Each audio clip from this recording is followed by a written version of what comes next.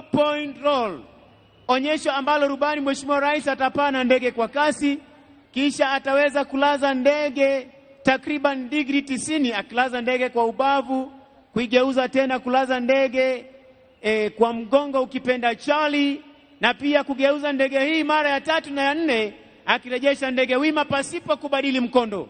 Kisha rubani wa pili atatuletea onyesho aileron roll, onyesho ambalo rubani atainua pua la ndege takriban degree 20 na kutupa mizunguko ya kushoto. Mheshimiwa Rais, rubani wetu akiwa tayari kutuletea onyesho 4-point roll, mara ya kwanza, ya pili, ya 3, kurejesha ndege wima. Tumpe makofi. Aileron roll, rubani huyu akipaa kwa kasi kama tunavyoshuhudia, akija kwa umaridadi, akiweza kuinua pua la ndege hivi sasa na kuigeuza kwa umaridadi kwa haraka pasipo kubadili mkondo wa ndege. Onyesho linalofuata vertical roll, rubani kuinua ndege takriban degree 45 kama tunavyoshuhudia hivi sasa, akipaa juu kabisa na kutupa pia mizunguko ya kushoto pasipo kubadili mkondo. Tuwape makofi marubani wetu tafadhali. Linalofuata Mheshimiwa Rais ni roll of top, rubani kupaa kwa kasi kama tunavyoshuhudia hivi sasa, kuinua pua la ndege, kupaa juu kabisa, anapofika upeo wa kupaa kulaza ndege chali na kurudi mahali ambapo ametoka. Tumpe makofi rubani huyo tafadhali.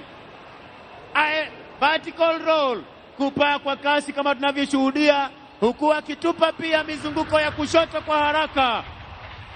Aileron roll, onyesho linalofuata Mheshimiwa Rais, rubani kupaa kwa kasi kama tunavyoshuhudia kutoka upande wa kushoto, akija kwa umaridadi pia kuweza kuinua pua la ndege takriban degree 20 na kutupa pia mizunguko ya kushoto. Tumpe makofi rubani huyo tafadhali kwa onyesho tamu aileron roll. Basi Mheshimiwa Rais, kwa kutufungia maonyesho ya ndege za kivita, anayefuata ni rubani atakayekuwa anatuletea onyesho high speed pass, onyesho ambalo wengi wa wananchi huweza kusikia tu sauti lakini ndege hawaioni. Naomba tuweze kuyakaza macho yetu upande wa kulia ili tukaweze kumpata. Amefika kwa umaridadi kabisa, sauti akiacha sauti nyuma. Sound of freedom. Tuwape makofi marubani wetu wa ndege za kivita. Mheshimiwa Rais, yatafuata sasa ni maonyesho ya ndege aina ya helikopta. Ndege hizi zikiwa ni za uchukuzi pamoja na operesheni mbalimbali.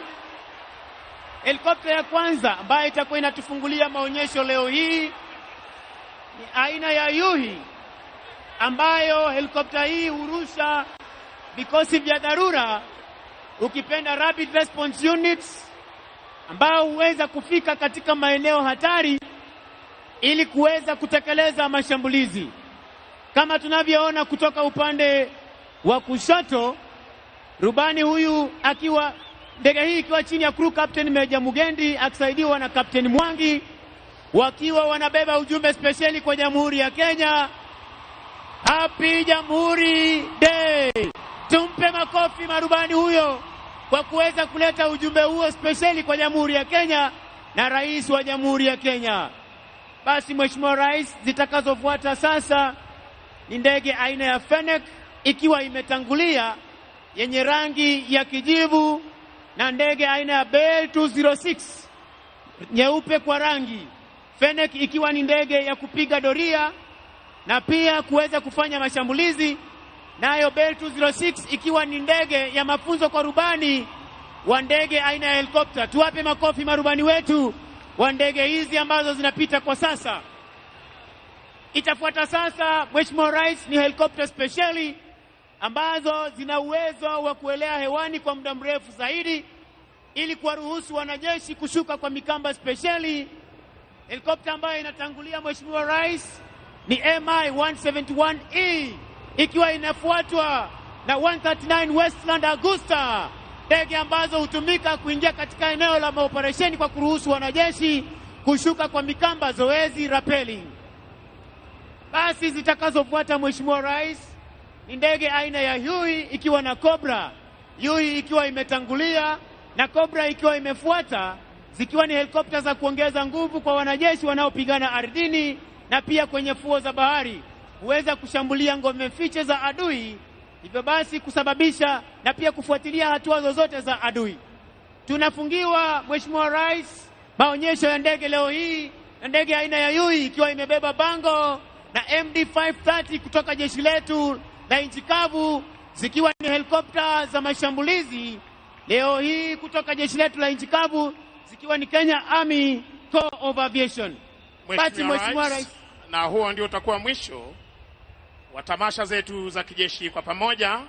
Ningependa kuwashukuru Brigadier Mohamed Ahmed Saman, Kanali Frederick Serem, Brigadier Collins Mitoko, Major Charles Obong, Major Matthew Lorot Ingoland Silver Star. Niweze kushukuru Defense Forces Sergeant Major Warrant Officer 1 Bwana Haji Omar, Kenya Army Sergeant Major Warrant Officer 1 Joel Mrage, Kenya Air Force Sergeant Major Warrant Officer 1 Franco Leparsalachi, na bila kumsahau Naval Sergeant Major Warrant Officer 1 Musa Abdi.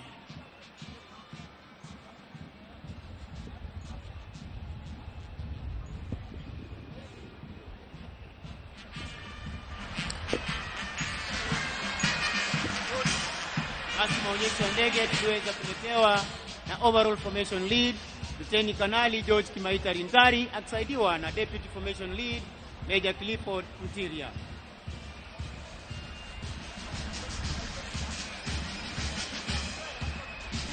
Your Excellency, today we celebrate the first cohort of the officers that served in the multinational security support mission in Haiti.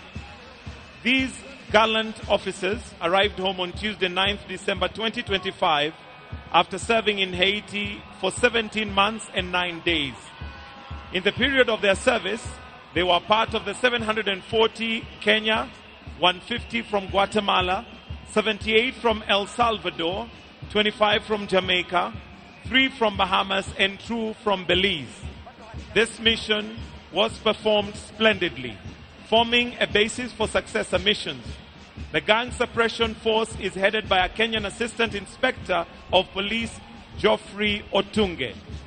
The mission has made significant progress, including reclaiming key infrastructure, including the international airport, the seaport, and the National Palace, among others. These positive developments reaffirm Kenya's belief for the beginning of international solidarity in critical restoration of dignity of Haiti and its people.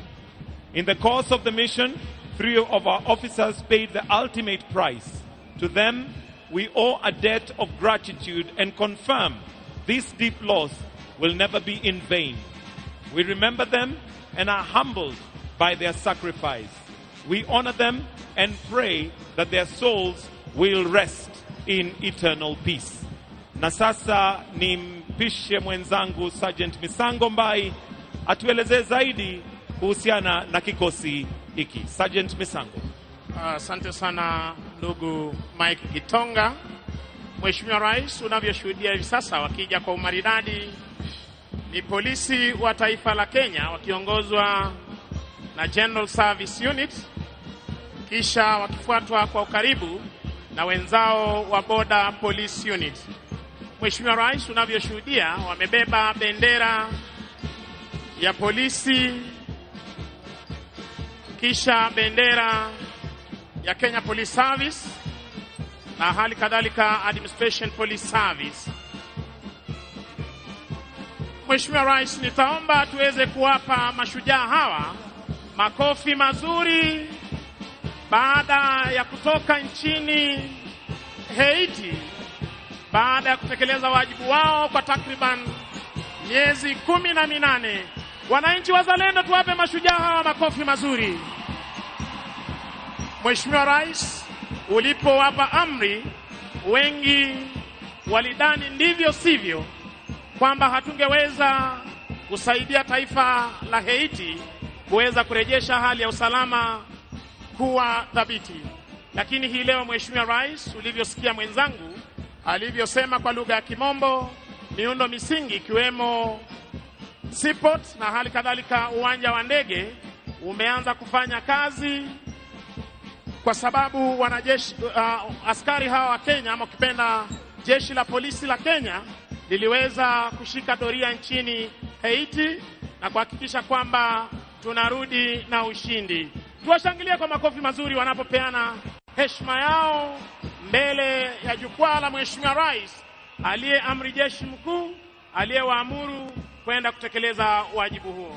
Mheshimiwa Rais, mkuu wa kikundi cha kwanza cha General Service Unit, Chief Inspector John Lekuye, akisaidiwa na Inspector Charles Arogo, anayebeba bendera ya National Police Service, Senior Sergeant Dominic Maina, wakiwa katika magwanda yao mepesi ya kivita.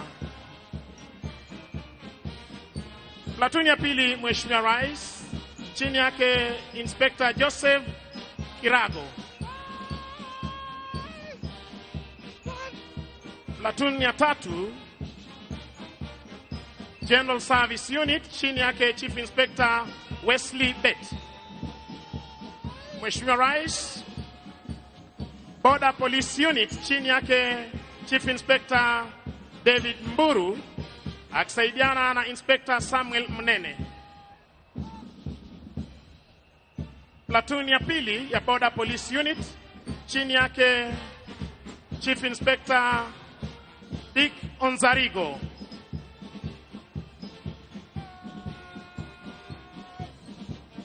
Kutufungia mwisho, platoon ya tatu, chini yake Chief Inspector Hussein. Kwa makofi mazuri wanapoondoka. Na Mheshimiwa Rais, nichukue fursa hii kuweza kukushukuru wewe kama amiri jeshi mkuu, na hali kadhalika kumshukuru Inspector General wa polisi Bwana Douglas Kirocho Kanja. Nishukuru naibu wake Bwana David Lagat, Eliud Lagat, na hali kadhalika Bwana Gilbert Masengeli kwa kuweza kuhakikisha kwamba polisi wetu wanatekeleza wajibu wao pasipo na bugda. Ningependa kushukuru hivi sasa bendi ya mseto, bendi ya Administration Police na hali kadhalika General Service Unit wakiondoka hapa uwanjani siku ya leo.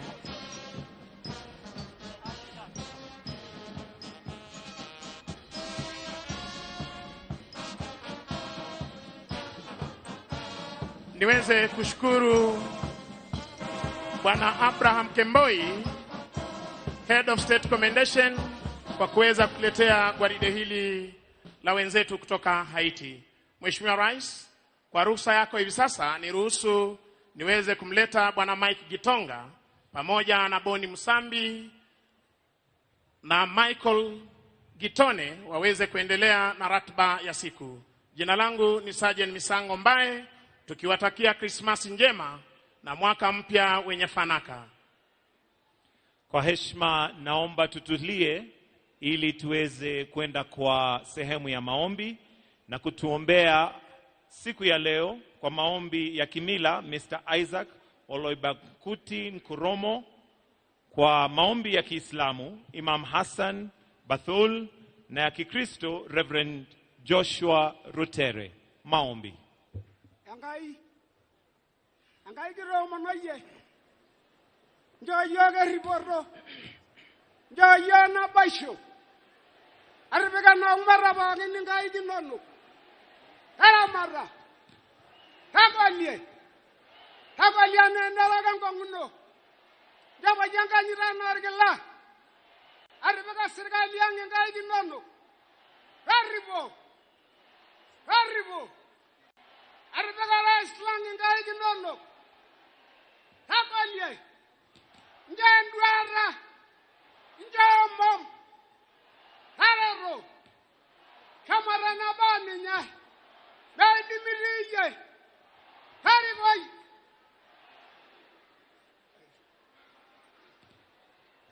In the name of Allah, the most merciful, the most gracious, all gratitude and thanks to Allah subhanahu wa ta'ala. We pray to the Almighty Jalla subhanahu to bless our beloved President, Dr. William Samoei Ruto, and the entire leadership of our nation. We pray to Allah subhanahu wa ta'ala to give them the energy to succeed in their endeavors. We pray to Allah subhanahu wa ta'ala to bless our country, Kenya, and our citizens of this country.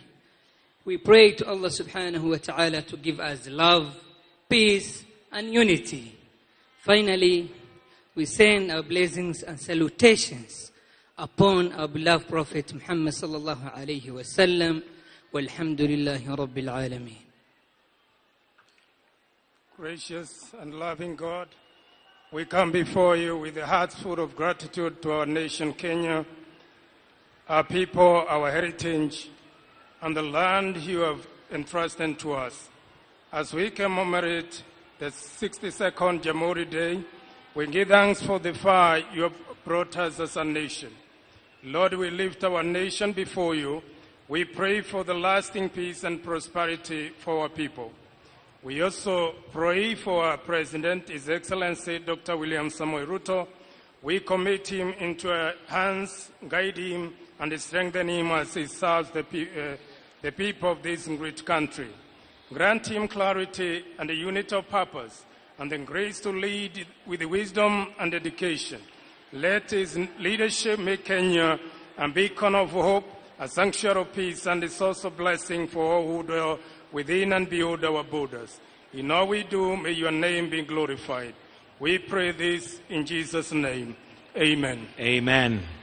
Mheshimiwa Daktari William Samoei Ruto, Rais wa Jamhuri ya Kenya na Amiri Jeshi Mkuu wa Majeshi ya Ulinzi, Mama wa Taifa Bi Rachel Ruto, Mheshimiwa John Dramani Mahama, Rais wa Jamhuri ya Ghana, Mheshimiwa Profesa Abraham Kithure Kindiki, Naibu wa Rais wa Jamhuri ya Kenya pamoja na Daktari Joyce Kithure, Mheshimiwa Prosper Bazombaza, Makamu wa Rais wa Jamhuri ya Burundi, Mheshimiwa Robina Nabanja, Waziri Mkuu wa Jamhuri ya Uganda, Spika wa Bunge la Kitaifa, Spika wa Seneti, Jaji Mkuu na Rais wa Mahakama ya Upeo, Mkuu wa Mawaziri Mheshimiwa Musalia Mudavadi, mawaziri waliotutembelea Bernadette Arikwaye wa Rwanda, Willem Okamp wa Afrika Kusini, William Lukuvi wa Tanzania, Vinia Gava wa Italia,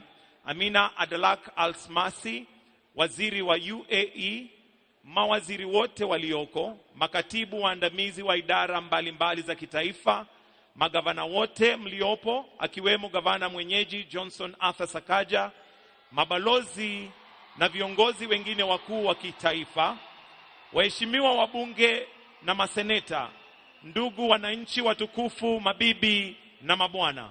Mheshimiwa Rais, kwa niaba ya katiba andalizi ya tamasha hii ya siku ya Jamhuri, naomba unikubalie tuweze kuandalia kipindi kifupi cha burudani. Wenzangu Boni Musambi na Beatrice Gatonye, mmetuandalia yapi? Mheshimiwa Rais, burudani ya leo imetiwa chili, ni machozi ya furaha tu. Aha, Mheshimiwa Rais, tumekuandalia mseto wa wasanii tajika wa nyimbo maarufu humu nchini, mtindo wa kizazi kipya. Wasanii hawa wameandamana na content creators na waigizaji mbalimbali, hype man, DJ na wacheza densi mashuhuri. Hapa Mheshimiwa Rais, wapo wasanii Guardian Angel, Zero, Trio Mio, Elisha Toto na Iani maarufu kwa kibao chake Donjo Maber. Vile vile Mheshimiwa Rais, tunao Goodman, Dola Kabare, Samidi, wa Douglas, Brandy Maina, Watenda Willy na Moji Short Baba atakaye promosha ngoma yake Vimbada. Lakini kabla ya wasanii hao, Captain Otoyo. Good morning, fellow Kenyans, and happy Jamhuri Day. My name is Captain Otos, and I have just landed. Kuna vitu ambazo zinatufanyanga tunakuwa uniquely Kenyan. Unaisikia unaona huyo ni Mkenya. Mkenya ni mganga, Mkenya ni nabii. Mkenya ni mtu ambaye anaweza akaangalia juu, aseme hii jua ni ya mvua. Mkenya ni mtu ambaye anakuona umekaa chini peke yako, alafu anakuja na kukuuliza, hiyo kitiko kando yako iko na mtu. Mkenya ni mtu ambaye ukimwambia unatarajia watalii, tayari ameshajijasia kwa kichwa yake watalii ni nani. Ladies and gentlemen, we have just landed. This is Flight 254. Welcome to Nairobi.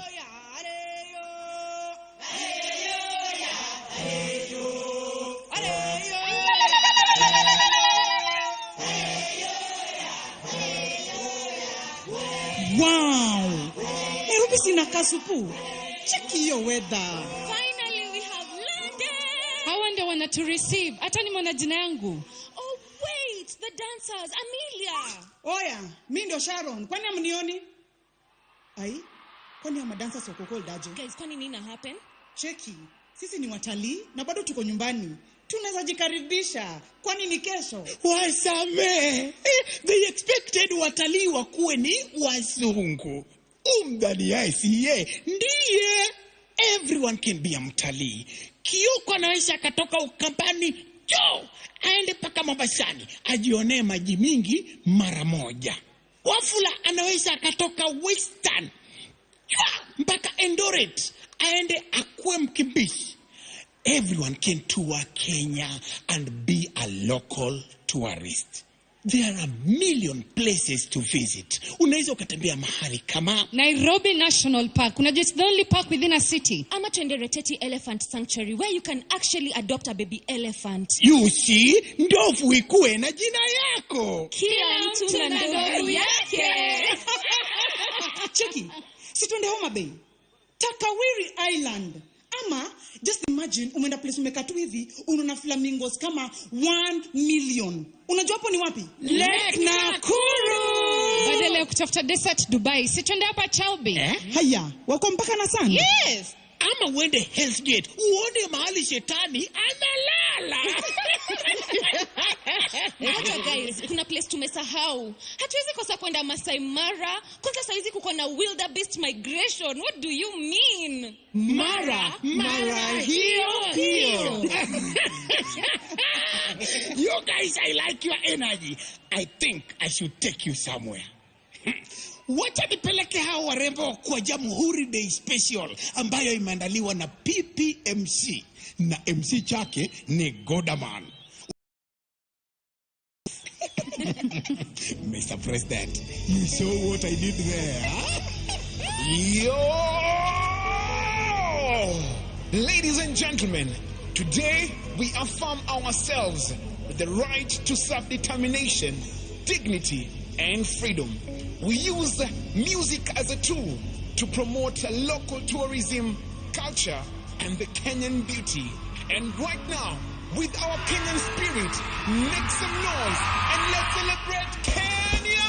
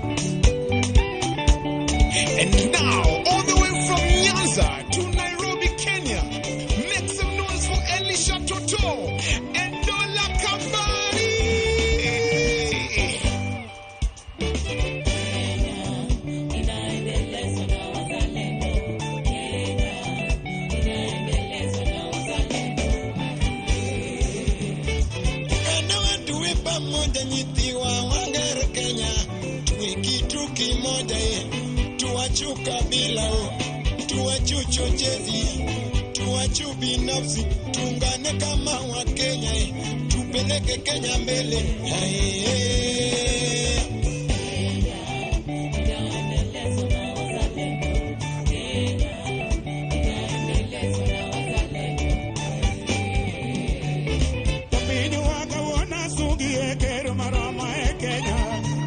William Ruto, rais wetu mpendwa, utambe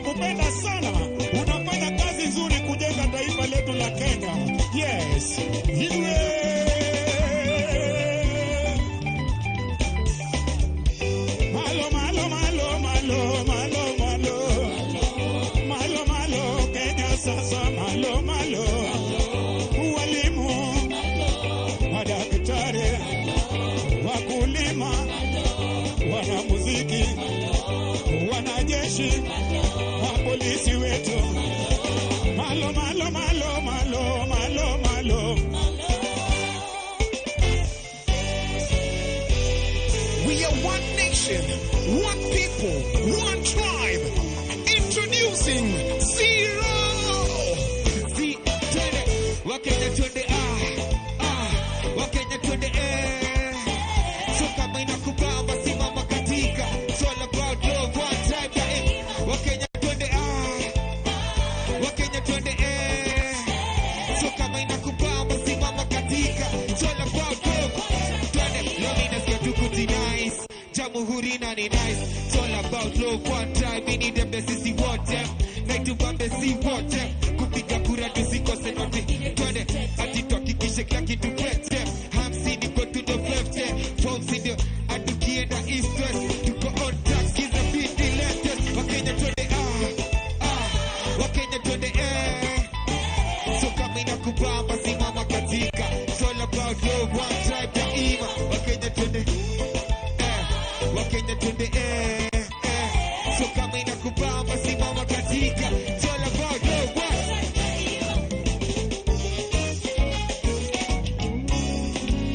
Ladies and gentlemen, introducing,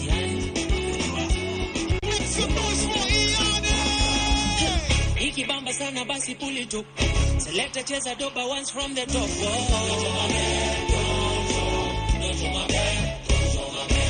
Tunisia speaker, we mash it up. Fire, we light it up.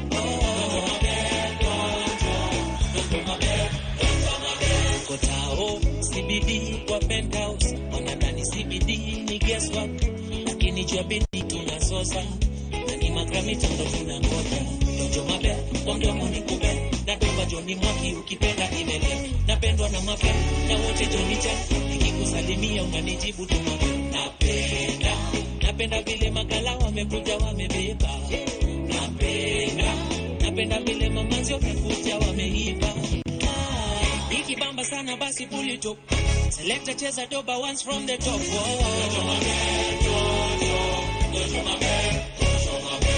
Tunisia speaker, we mash it up. Fire, we light it up. How many are happy today? Welcome to Funeral Hall. Make some noise for Inooro. Nikuwa na marafiki. Furaha.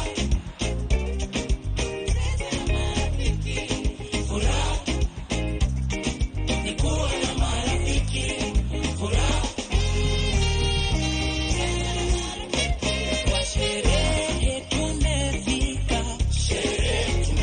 Kwa sherehe tumefika. Familia iko ndani. Wote tunajibamba. Marafiki majirani ndani. Wote tunajibamba. I am happy today. So happy. I am happy today. So happy.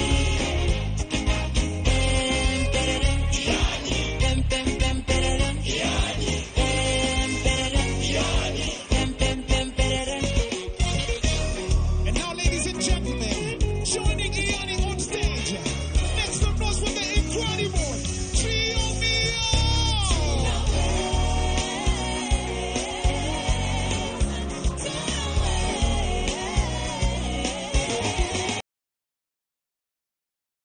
Juu sana. Bendera yetu Kenya ipeperushwe juu sana. Sisi wa Kenya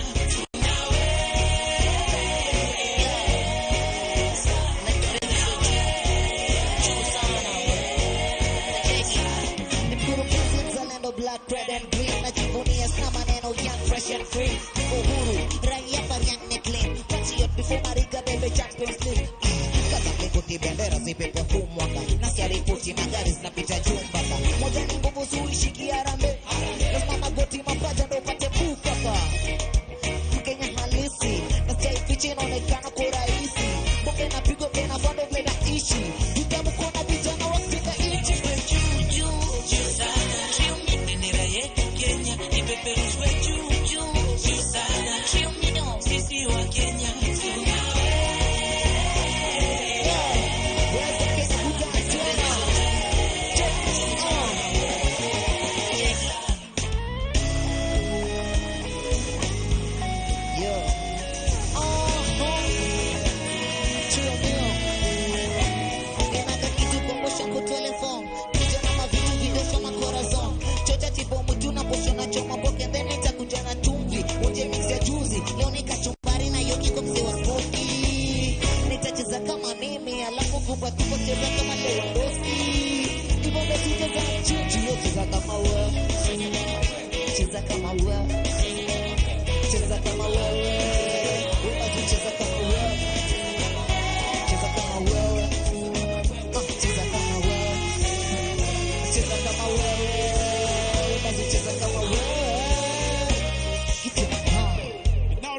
gentlemen, to perform the most viral song in our land right now. Make some noise for Wanda, please. Yarima, yarima, yarima, yarima. 1, 2, 1, 2, 3. Kushasikia tukiingia mkutano kukwanga bado na kiflea madam so anguka naye tabaki meflea na vibe anguka naye koko singoko nao taki mteja patikani hadi the night saa sita ndo ndani wai niko pin location na kofana na hii tukate call niko chomaya ji mimi najua utakuwa hadi acha nikushow kwanza form ni hadi don nishashika poa atonde chini kwa chini akiwa hadi na mimi sasa tunasikiza shinsi tuna feel free take a video no post pale NGC jina ni challenge anguka nayo ati anguka nayo anguka nayo twende down low now stand up bila mikono juu alafu please puliza pesa lafu one leg anguka nayo one leg anguka ati anguka nayo ati anguka nayo anguka nayo anguka nayo. And now, help me invite on stage one of the best female acts we have in Kenya right now. Everybody, bounce. Everybody, bounce. Make some noise for Brandy Maina.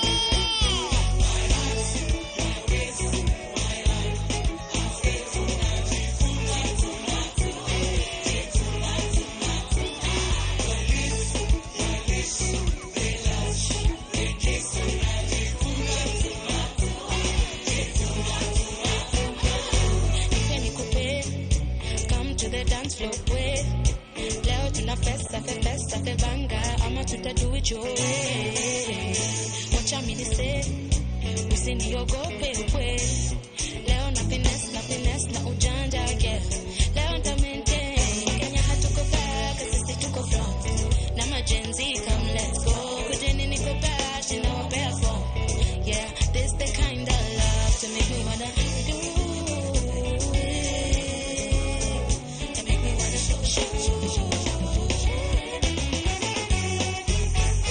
My place, my land, I'll stay.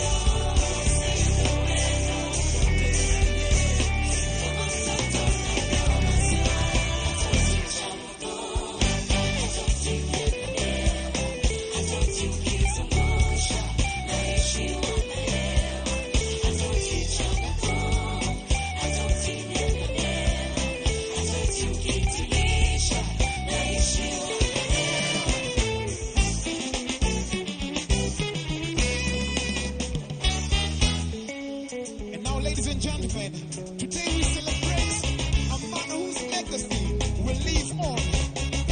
A statesman, a democracy champion, Joey. And to help us celebrate Baba, make some noise for Sammy D. Hey, Baba, oh, hey.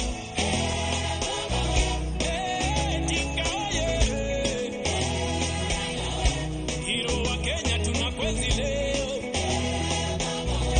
Ni jamhuri tunakwenzi leo. Heba, Baba, oh, yeah. Tika, oh, yeah. Forever hero, oh, yeah. Tika, oh, yeah. Forever hero, oh, yeah.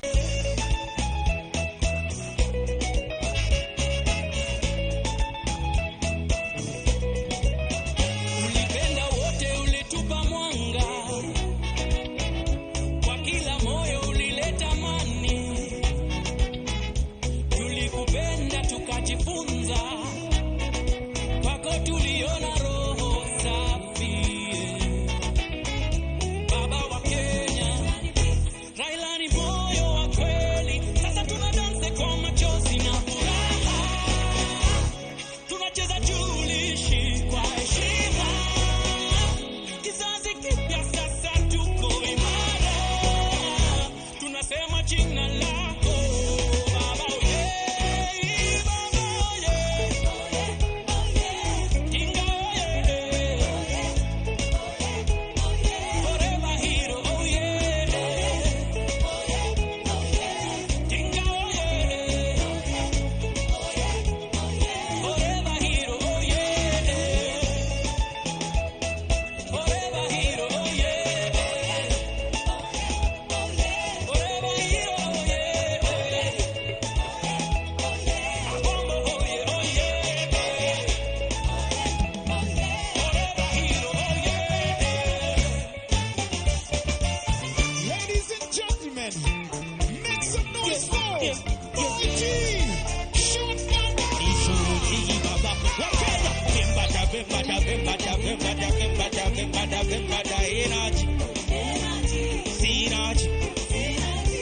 Wakenya vimbada vimbada vimbada vimbada vimbada bada bada bada bada energy synergy. Okay, alright, ni shoti baba. Na ukicheki hapa nimetoka fa na kaudi ya mimi, unaweza uliza shosho vinalizunguka kwa soko, wanafutuka ukoka sasi watoto wazongo sanuhuri ya tandoko. Tunashukuru niko sawa,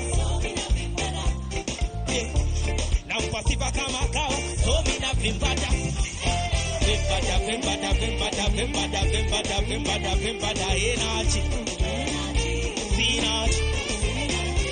Wakenya vimbada vimbada vimbada vimbada vimbada bada bada bada bada energy synergy. Hata washosho wanavi, mapang na maudi wanavi, mabuda na vijana wanavi, Wakenya wote wanavi. Vimbada vimbada vimbada vimbada vimbada vimbada vimbada energy synergy. Wakenya vimbada vimbada vimbada vimbada vimbada bada bada bada bada energy synergy.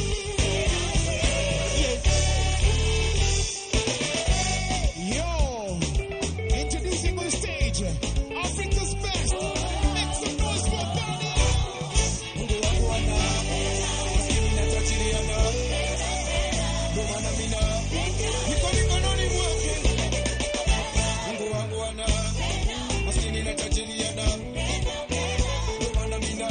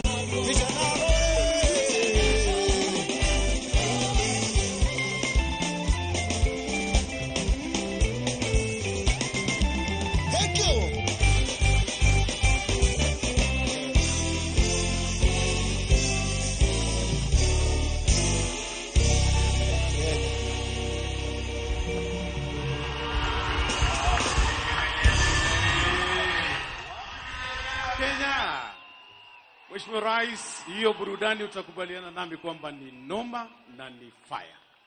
Mheshimiwa Rais, hapo ndipo tunalikuja javi la burudani yetu siku ya leo.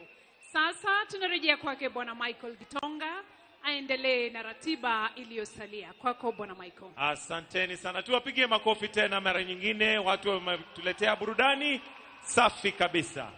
Mheshimiwa Rais, sasa naomba unikubalie nimkaribishe gavana wa Nairobi Johnson Arthur Sakaja. Karibu gavana Nairobi.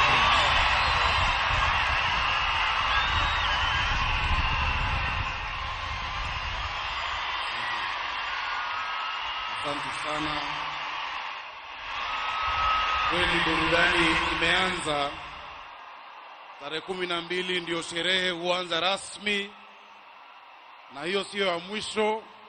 Tukitoka hapa, mtukufu Rais, tunawakaribisha nyote kule Uhuru Park kwa Nairobi Festival ambayo inaanza leo hadi tarehe 10 hii, na tushangilie utamaduni wetu. Hao wasanii wetu si wameweza? Hao wasanii wetu ni fire si fire? Ni noma si noma? Your Excellency Mheshimiwa Daktari William Samoei Ruto, Amri Jeshi, Rais wa Jamhuri ya Kenya na Amri Jeshi Mkuu wa Majeshi ya Ulinzi, Mama Rachel Ruto ambaye tunamuenzi na kumpenda, Rais John Dramani Mahama, Rais wa Ghana, Makamu wa Rais Kithure Kindiki na pia Bi Kithure, maspika wa bunge, wageni wetu wote ambao wako hapa, Chief Justice wetu Martha Koome, Rais, tuko na viongozi wengi ambao wamefika hapa leo, wakiwemo wabunge wakiongozwa na mbunge wa Lang'ata na pia kiongozi wa walio wengi katika bunge la kitaifa Mheshimiwa Kimani Ichung'wah. Tuko na naibu wa gavana wa Nairobi, mawaziri na wengi zaidi. Rais yangu hayatakuwa mengi leo hii.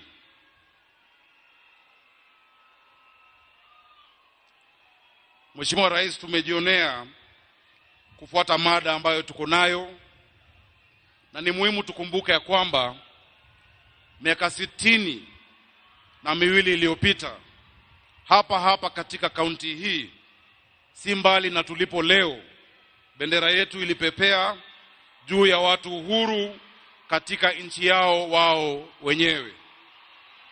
Kilomita chache kutoka hapa tuliposimama leo katika bustani la Uhuru palikuwa kambi ya wakoloni. Mheshimiwa Rais, wengi walitoa uhai wao hapo, maelfu wengine waliteseka katika kambi mbalimbali kote nchini. Hii ndio ilikuwa gharama ya ukombozi wetu kama taifa. Tunaweza anza wapi kulipa deni hii kwa wale waliotutangulia, ila kwa kuwakumbuka sio tu kwa mafanikio yao pekee, bali pia kwa maadili yao. Miongoni wa mashujaa wa Nairobi alikuwa ni Tom Mboya. Tom Mboya alisimama imara katika msimamo wake hata ilipokuwa haipendwi au ilipokuwa sio rahisi. Alikuwa mwenye kujenga katika ukosoaji wake, na hakuchoka kamwe, hakuchoka kwa uzalendo wake. Mimi kama mtu ambaye aliyatumia maisha yangu yote katika utumishi wa umma, nakiri na kusema ya kwamba kiwango hicho alichoweka ni kigumu kukifikia. Kiongozi mwingine ambao ni shujaa wa Nairobi alikuwa ni Raila Amolo Odinga. Baba Raila Amolo Odinga, sisi kama watu wa Nairobi tunamenzi. Ndiye alikuwa mbunge ambaye amehudumu kwa muda mrefu, na hii kwa sisi sote ndio siku ya jamhuri ya kwanza bila baba wetu. Tunaomba ya kwamba Mungu azidi kumlaza pema, na ile ambayo tunaweza fanya ni kuiga mfano ambayo alituachia. Tunawakumbuka hawa mashujaa wetu na kuwaenzi ili kuhifadhi matendo yao na kuyapitisha kwa watoto wetu kwa ajili ya kesho. Pili, tunawakumbuka ili kuwaiga, tukijifunza kutoka kwa mafanikio yao na pia kwa makosa yao, ili kwa wakati ufaao mafanikio yetu kama Wakenya yaweze kulinganishwa na yao. Tatu, ni lazima tukamilishe kazi walioweka misingi. Wao waliweka msingi, jukumu letu ni kujenga jengo ambalo linastahili heshima ambao wametuachia. Hatutishwi na wajibu. Hatutishwi na wajibu ambao tumeachiwa kama viongozi, kwa sababu tunajua na tunaifanya kwa imani na matumaini, tukiyakumbuka maneno ya Wafilipi 1:6 ya kwamba yeye alianzisha kazi njema ndani yenu ataikamilisha. He who began a good work will be faithful to complete it. Mheshimiwa Rais na viongozi, je, hatujaona tayari mabadiliko katika maisha yetu? Kuanzia wakati ambapo tulipata jamhuri hii, hata mimi kusimama hapa ni mfano, kwa sababu jiji hili miaka hiyo hata hakuwa na diwani mmoja Mwafrika, lakini sasa jiji linaongozwa na gavana ambaye amechaguliwa moja kwa moja na wananchi. The fact that we can self-determine must never be taken for granted as a republic. Kauli mbiu ya mwaka huu inaunganisha dhana hizi. Dhana ambayo ilikuwa Raila Amolo Odinga na Tom Mboya, which was their internationalism. It was also the nature in which they were not tribal, they were not tied into a cocoon of their community or of their tribe, but they thought in a very modern way, in a very contemporary fashion, and that goes hand in hand with what our theme is today. Kauli mbiu ya mwaka huu inaunganisha busara hizo mbili. Nianze kwa kutambua kwa ustamilivu, ubunifu na mafanikio ya sekta ya utalii na ukarimu au hospitality, hasa hapa Nairobi. Nairobi imeendelea kuwa kiini cha uimara wa sekta hii. Ukiangalia vituo vya kuwasili nchini, miundombinu ya Nairobi ndio ya kwanza. Na ukiangalia idadi ya ziara, hifadhi ya taifa hapa Nairobi, Mheshimiwa Rais, imekuwa na wageni wapatao 500,000 kwa mwaka tu ambao uliopita. Tunakaribisha wageni kila siku na tunaendelea kujizatiti katika sekta hii. Vile tumesikia waigizaji wetu wakituonesha, na Wakenya lazima tuelewe, mtalii sio ati lazima iwe ni mzungu. Pia sisi tunaweza kuwa ni watalii. Wangapi wenu mmetembea katika Nairobi National Park? Wangapi wenu mmefika katika Giraffe Center? Sisi kama Wakenya tujaribu pia kutembea na kujua taifa letu.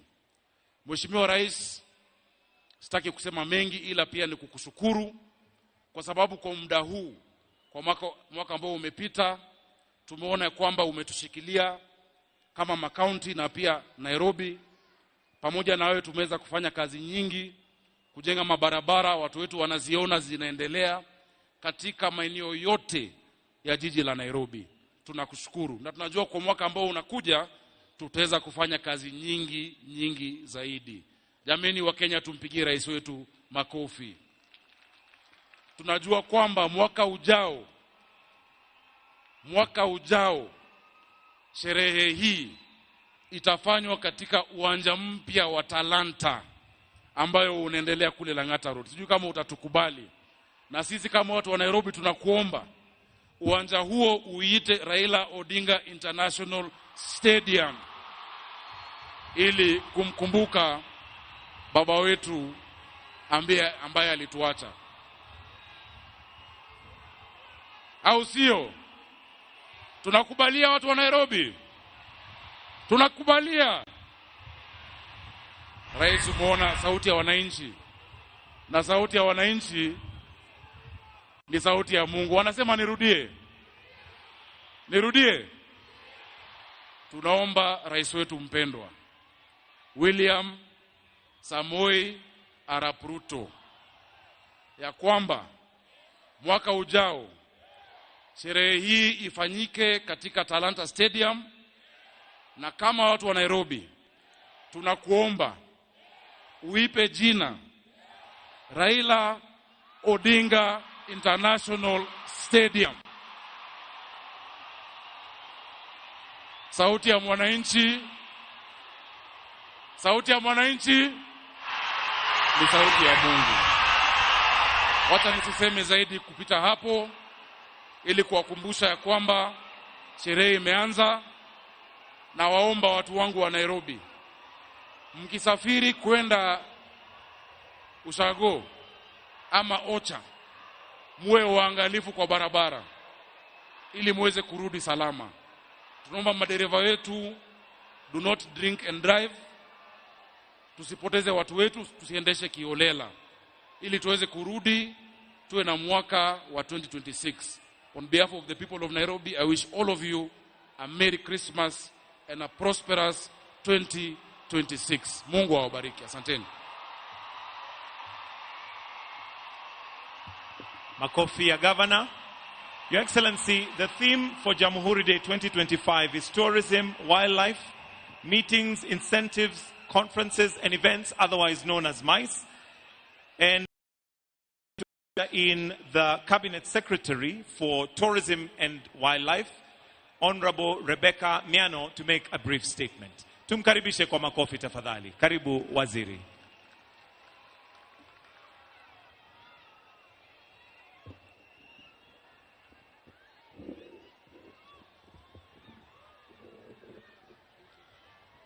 Your Excellencies, distinguished ladies and gentlemen, guided by His Excellency the President's vision, today we reintroduce Kenya to the world through a tourism manifesto anchored in magical Kenya, the origin.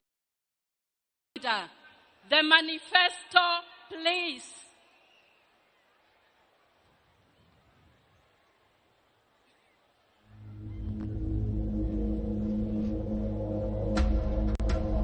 Before the world had maps, there was Kenya. Before language, there was rhythm. Before time had a name, there were footsteps across this red earth. This is not just a place. It's a pulse. It's the breath of the wild. The whisper of ancestors in the wind. The drumbeat in your chest you thought was yours alone. Come here and unlearn. Trade your inbox for a horizon. Trade reception bars for baobab trees. Come walk barefoot through the origin of everything. Life, flavor, fire, soul. Because Kenya is not a destination, it's the birthplace of awe, the homeland of wonder, the reset the modern world forgot it needed. You don't visit Kenya, you remember it. You return to it. You wake up in it. This is magical Kenya. The origin of wonder. Welcome back.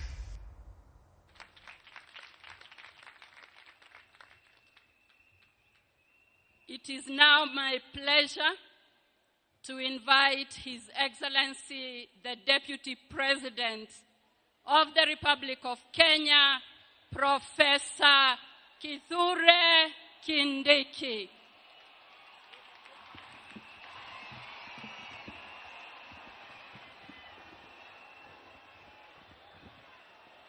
Kenya hoye! Jameni wananchi, nchi yetu ya Kenya ni fire si fire. Jameni wananchi, rais wetu William Ruto ni fire si fire.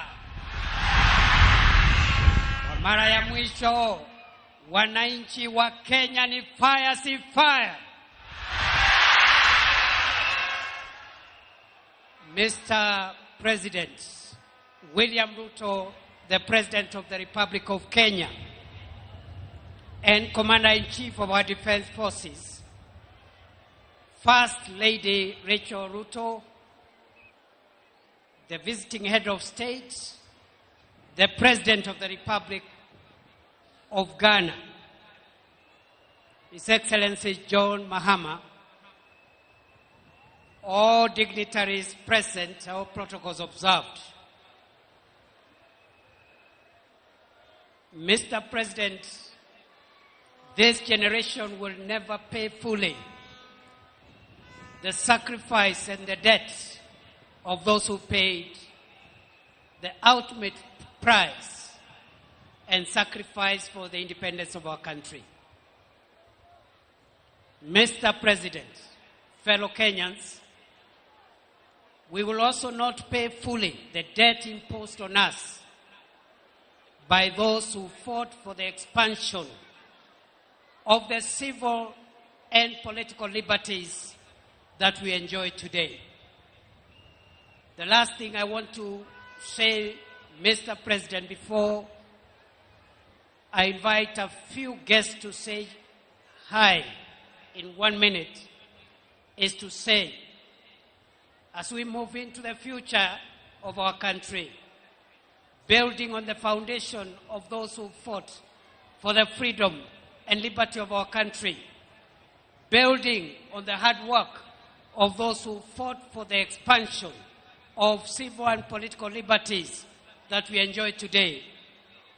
We look forward, under your leadership, Mr. President, to firm up on that foundation and that hard work and expand on the empowerment and the socio-economic liberty for the people of Kenya. And therefore, going into the future, we will push under your leadership for a country where all its citizens do not just enjoy the freedom of expression and the freedom of the media, but they also enjoy freedom from hunger, freedom from sickness, and freedom from all the dangers that threaten human survival, especially poverty and the other economic perils that endanger our sustainability and our survival. Mr. President, before I invite you, allow me to give two people 1 minute each to say hi and to say jambo. And I want to recognize all the dignitaries present today. The President of the Republic of Ghana will be introduced by his counterpart and host, President William Ruto. But allow me, Mr. President, to recognize the following dignitaries who are present and joining us today in this auspicious occasion. His Excellency Prosper Basobaza, Vice President of Burundi. His Excellency Robina Nabanja, Prime Minister of the Republic of Uganda. We have in our midst also the Honorable William Aukam, Minister for Forestry and Fisheries and Environment of the Republic of South Africa. We have in our midst the Honorable William Lukuvi, Minister of State in the Prime Minister's Office from the United Republic of Tanzania.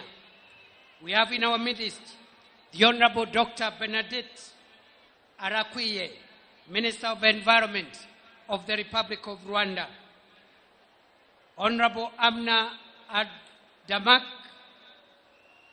Ashmamsi, Minister for Climate Change and Environment of the United Arab Emirates.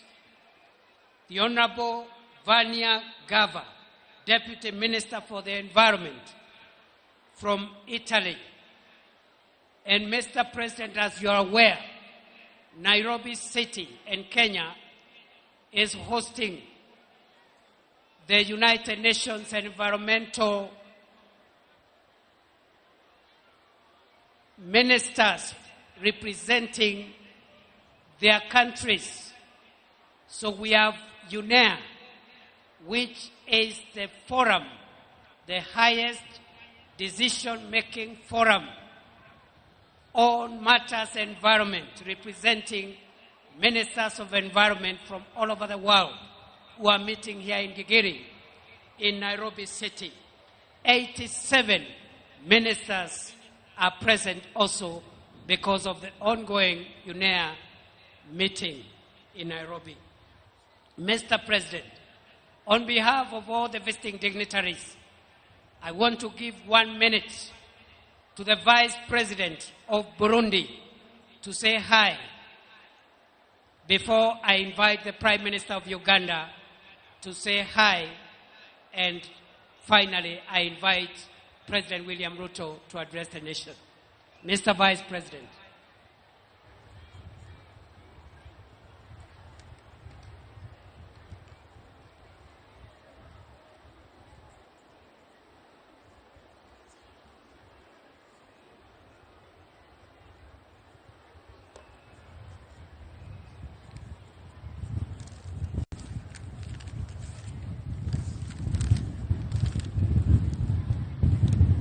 His Excellency Dr. William Samuel Ruto, President of the Republic of Kenya, and Rashid Ruto, First Lady of the Republic of Kenya, His Excellency Kithure Kindiki, Deputy President of the Republic of Kenya, His Excellency the President of the Republic of Ghana, Excellencies, distinguished guests, ladies and gentlemen, good morning.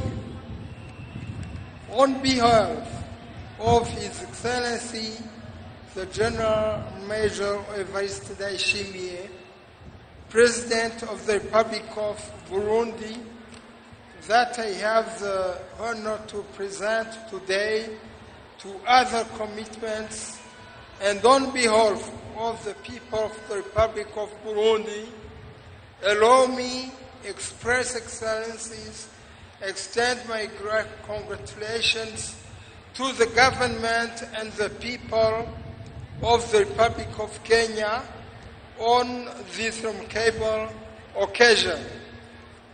This event is very important as it represents values that a nation together, freedom, dignity, and the right to shape one's own destiny. On this special day, it is my great pleasure to wish you peace, prosperity, and friendship continue to grow stronger. Once again, congratulations on Independence Day. May the spirit freedom keep us united and strong always. Happy Jamhuri Day. Thank you. Congratulations again. Thank you very much, Your Excellency, Vice President of Burundi.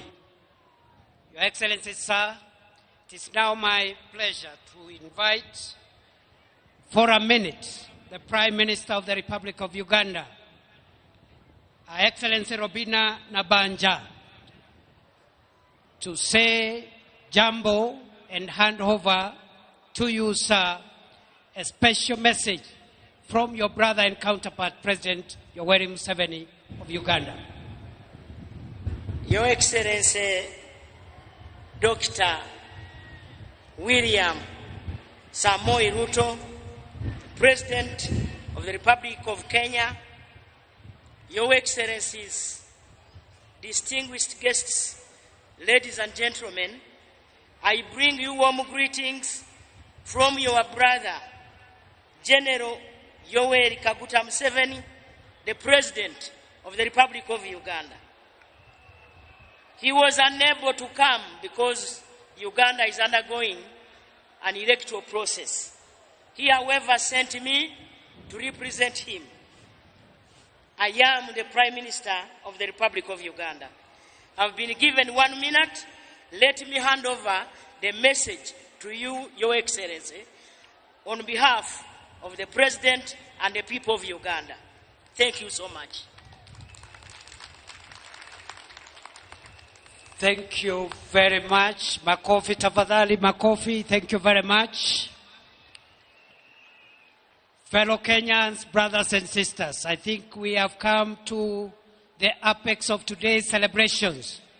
I now request that we be upstanding as I welcome His Excellency President William Samoei Ruto to come and address the nation. Ni fire, si fire. Asante sana Mheshimiwa Naibu wa Rais. Tafadhali nawaomba tunaweza kuketi chini.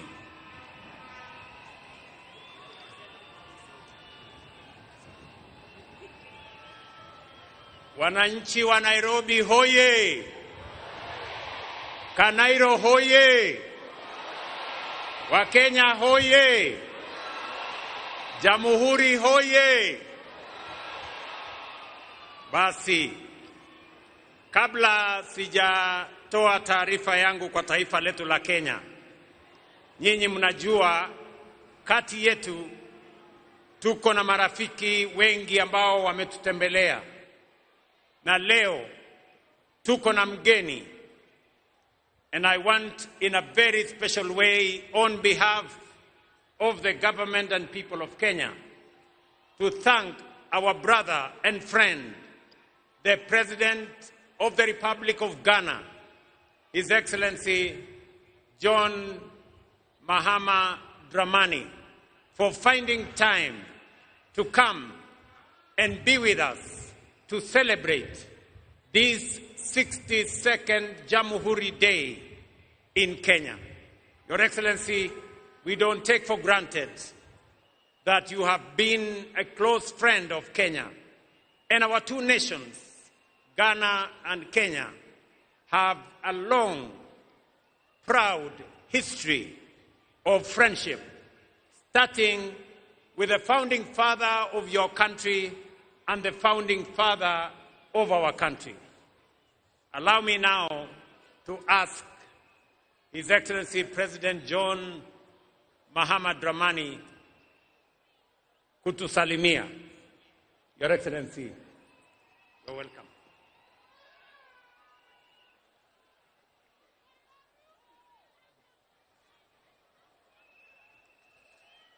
Thank you very much, my brother, the President of the Republic of Kenya, William Ruto. Let me acknowledge your beautiful wife, the First Lady of Kenya. I bring you greetings from the people of Ghana, and to say that on this day, your 62nd Jamhuri Day, the people of Ghana are in solidarity with their brothers and sisters in Kenya. On this day, we pay respect to the memory of our forebears who fought for our freedom, and we do not take their sacrifice for granted. The friendship between our independence leaders, Mzee Jomo Kenyatta and Kwame Nkrumah, has become an enduring flame that has continued to bind our two countries together. Our forebears won us political independence. It is the responsibility of our current generation of African leadership to win economic independence and prosperity for our people. Africa faces many challenges, including a global order that is rigged against it. We face systems that make us suppliers of unprocessed raw materials and importers of finished products. The time has come for us to add value to Africa's exports. The time has come for us to claim a fairer share of our natural resource endowment. The time has come for us to provide transparent and accountable leadership. The time has come for us to unleash the creativity and energies of our young people. We must increase trade amongst ourselves, and so we commend the protocol on the African Continental Free Trade Area. We must show Pan-African solidarity with all members of the African diaspora, and that's why I wish to express the sincerest appreciation of the people of Ghana to the people of Kenya for your timely intervention in Haiti to bring relief to the long-suffering people of Haiti. Ghana also, in the spirit of Pan-African solidarity, is sending troops from our 48th Engineers Regiment to help Jamaica in its rebuilding efforts after the devastating Hurricane Melissa. Kenya continues to be a respected member of the African Union and other international bodies. And so Ghana wishes Kenya well on this very auspicious occasion. And finally, before I resume my seat, accept my personal condolence and the sympathy of all Ghanaians on the passing of a great statesman, Mzee Raila Odinga. May God grant him peaceful rest. Long live Kenya, long live Africa, long live Kenya-Ghana relations. Asante sana.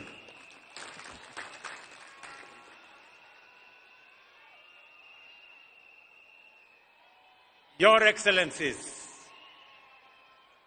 distinguished friends, fellow citizens, I have always observed this day with two emotions held in tension: deep gratitude to our forefathers and a restless question for ourselves. Have we been faithful stewards of the freedom they won? And have we truly advanced the nation they left in our hands? I shall return to these questions later.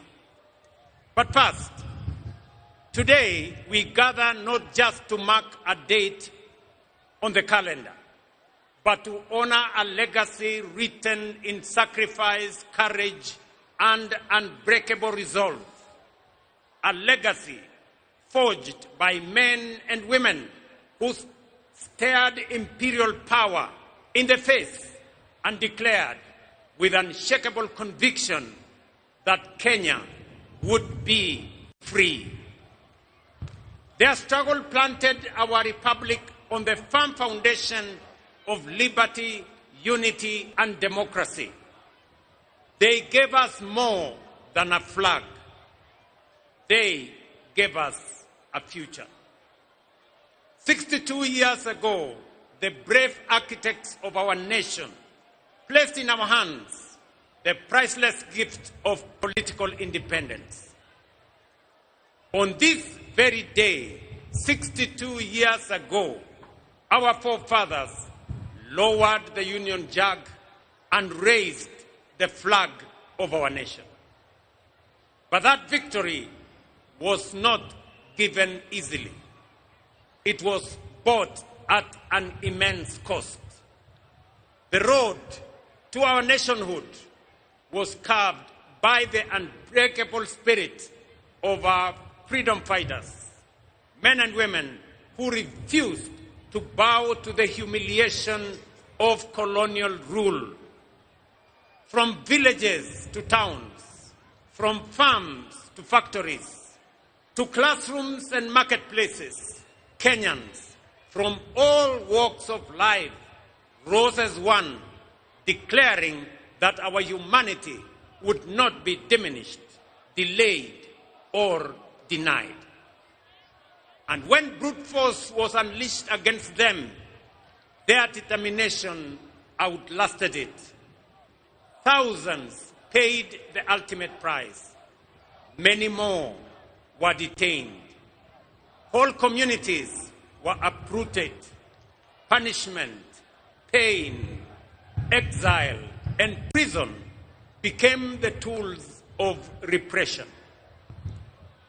But what no empire could crush was their determination, resolve, and the unity of purpose. Across ethnicities, across regions, across class and creed, they became a force history itself could neither silence nor stop. Their sacrifice opened the path to self-rule. Their courage delivered the independence we celebrate today. And it is upon their shoulders that our republic stands strong. The architects of our nation overcame the trials of their time. While our challenges are different, their lesson is eternal. They rose to the dictates of their moment.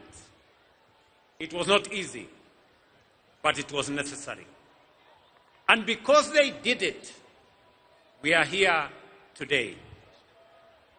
So, today, fellow citizens, history turns its gaze upon us and asks, faced with the challenges of our time, have we stepped up as they did? When he took the oath of office, Mzee Jomo Kenyatta warned us that independence would mean nothing if it did not improve the daily lives of ordinary citizens.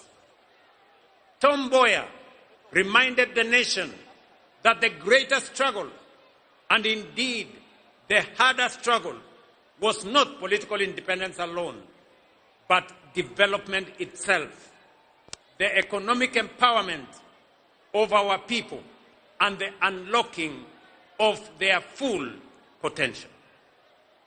They stood and they understood that freedom was only the beginning, that the deeper battle would be against poverty that chains potential, against disease that steals opportunity, and against ignorance that dims human possibility. And so today, we are gathered to mark Jamhuri Day. We do more than remember history. We honor the architects of our nation for giving us the first great watershed period in our nation building, political independence. Just as the first generation rejected colonial domination and set out to confront the new enemies of poverty, disease, and ignorance in all their forms, they discovered that independence did not amount to freedom in its full and fullest sense. Along independent Kenya's history, power became centralized. Dissent was silenced. Competition was crushed. Fear replaced hope. Once again, however, Kenyans rose, and from their struggle emerged the agitation for democracy, human rights, and the rule of law. In the darkest days when it was dangerous to speak, brave Kenyans spoke.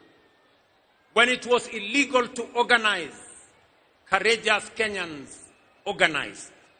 Students, clergy, lawyers, journalists, workers, and politicians stood firm against detention, against torture, against exile, and even death, so that Kenya could break and breathe again. This generation of courage produced towering figures whose sacrifice expanded the democratic space we enjoy today. Foremost among them was the late Right Honorable Raila Amolo Odinga, a stalwart of our country's democratic journey, who left us just under 2 months ago. Raila devoted his life to the pursuit of freedom, justice, and peaceful coexistence. His courage, resilience, and unwavering belief in the power of the people shaped defining chapters of our national story and inspired generations to believe that change is possible. I now respectfully urge all of us to join me in observing a 1 minute of silence in honor and remembrance of the Honorable Raila Amolo Odinga and honor his sacrifice, service, and enduring legacy.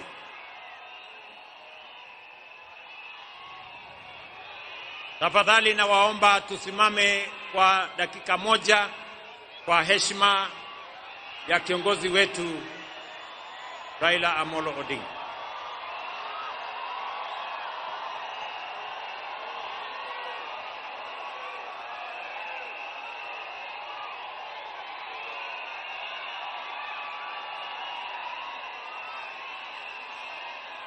Asanteni sana.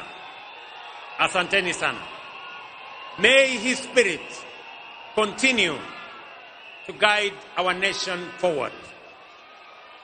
His resolve, as well as the resolve of our forefathers, gave us the 2010 Constitution, a charter that restored the sovereignty of the people, restrained imperial power, entrenched rights, and devolved government and authority to the grassroots. But it promised something even greater. It guaranteed economic and social justice. It declared that health, housing, food, water, education, and social security were not favors. They were fundamental rights. It was a bold promise. It was a moral imperative. It was the unfinished dream of both the independence and subsequent generations. Yet, today, with honesty and humility, we must admit that this promise remains incomplete. Yes, progress has been made, but the deeper promise, a Kenya where every citizen lives with dignity and shared prosperity, remains unfulfilled. For too long, stagnation has returned in cycles. Negativity has been normalized, and too many have been asked to make peace with mediocrity.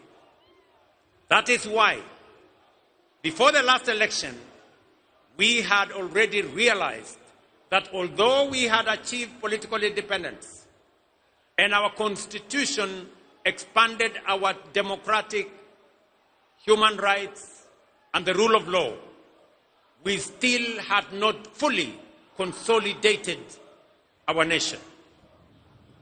These two milestones, great as they were, had over time been undermined by the paradox of the marginalization of the majority. We saw clearly a system in which a few rose to the top of the pyramid, while millions at the base struggled to survive, with education outcomes compromised, healthcare beyond reach, access to affordable credit denied, housing unattainable, and farmers abandoned, while our youth were locked out. That is the reason we introduced the bottom-up economic transformation agenda, to bring the marginalized majority back into the heart of our nation, to ensure that no one is left behind, and to begin the work of social engineering necessary to pursue the broader dream of economic freedom. We had to begin where marginalization and exclusion had been greatest, that is at the bottom. And so, over the last 3 years, we have made bold choices. They have delivered results that are unprecedented, unmistakable, and consequential. For years, we spoke of agriculture as the bedrock of our economy and farmers as our pillars. But the truth is, we did not truly know them, and neither did we truly prioritize them. Today we do. For the first time in our history, over 7.2 million farmers have been brought into the single national digital database. We now know who they are, where they are, what they grow, and what they need. And with that knowledge came the power, not for brokers, not for cartels, but for the farmer. This digital platform became and is the backbone of targeted support, including subsidized inputs, affordable credit, and modern extension services reaching real farmers directly. We lowered the cost of production. We brought the price of fertilizer down. And in so doing, we restored profitability to the smallholder farmer who produces over 70% of our food. Fellow citizens, the results are undeniable. Maize production is up. Prices of flour is down. The tea sector is rising. Coffee is rebounding. Dairy is expanding. And the sugar industry has been reformed.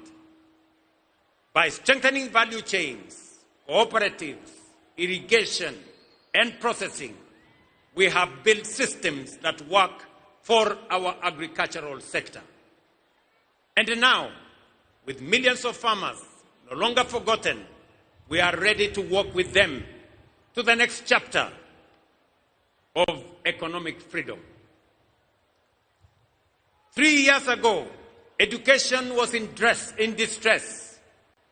Classrooms were overcrowded.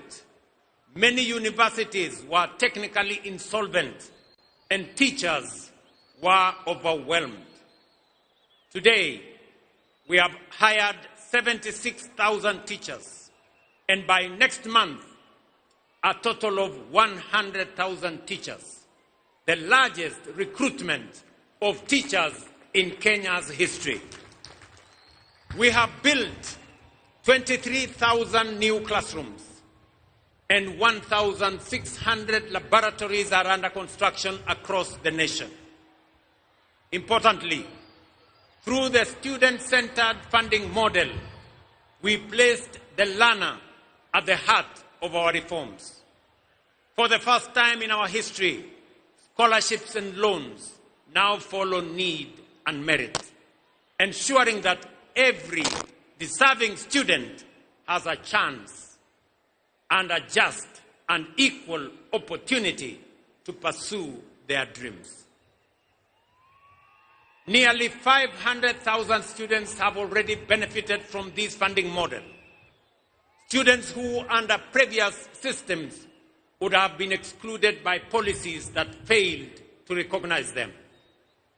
This reform has lifted the financial burden from families and enabled students to choose courses that align with their talents, with their aspirations, and with the needs of our nation.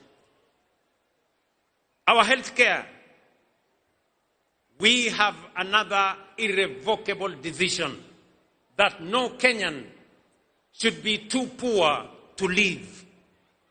For decades, universal health care was spoken of, but in our time, it is being actualized.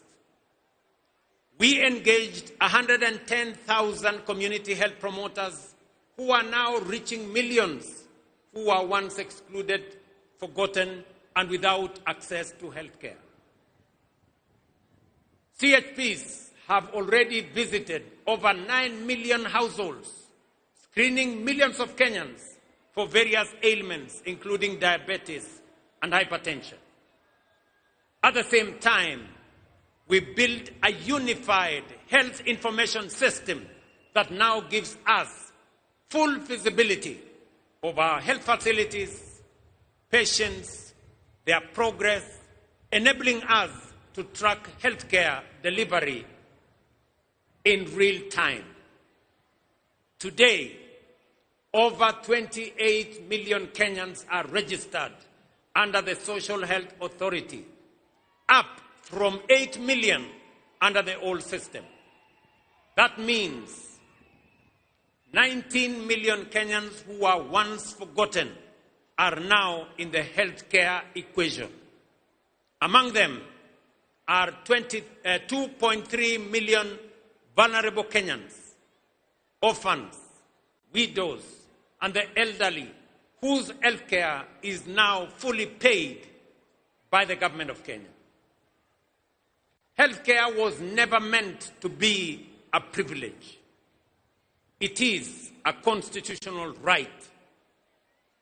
And with the realization of this right, we are ready to work with all Kenyans into the next chapter of economic freedom.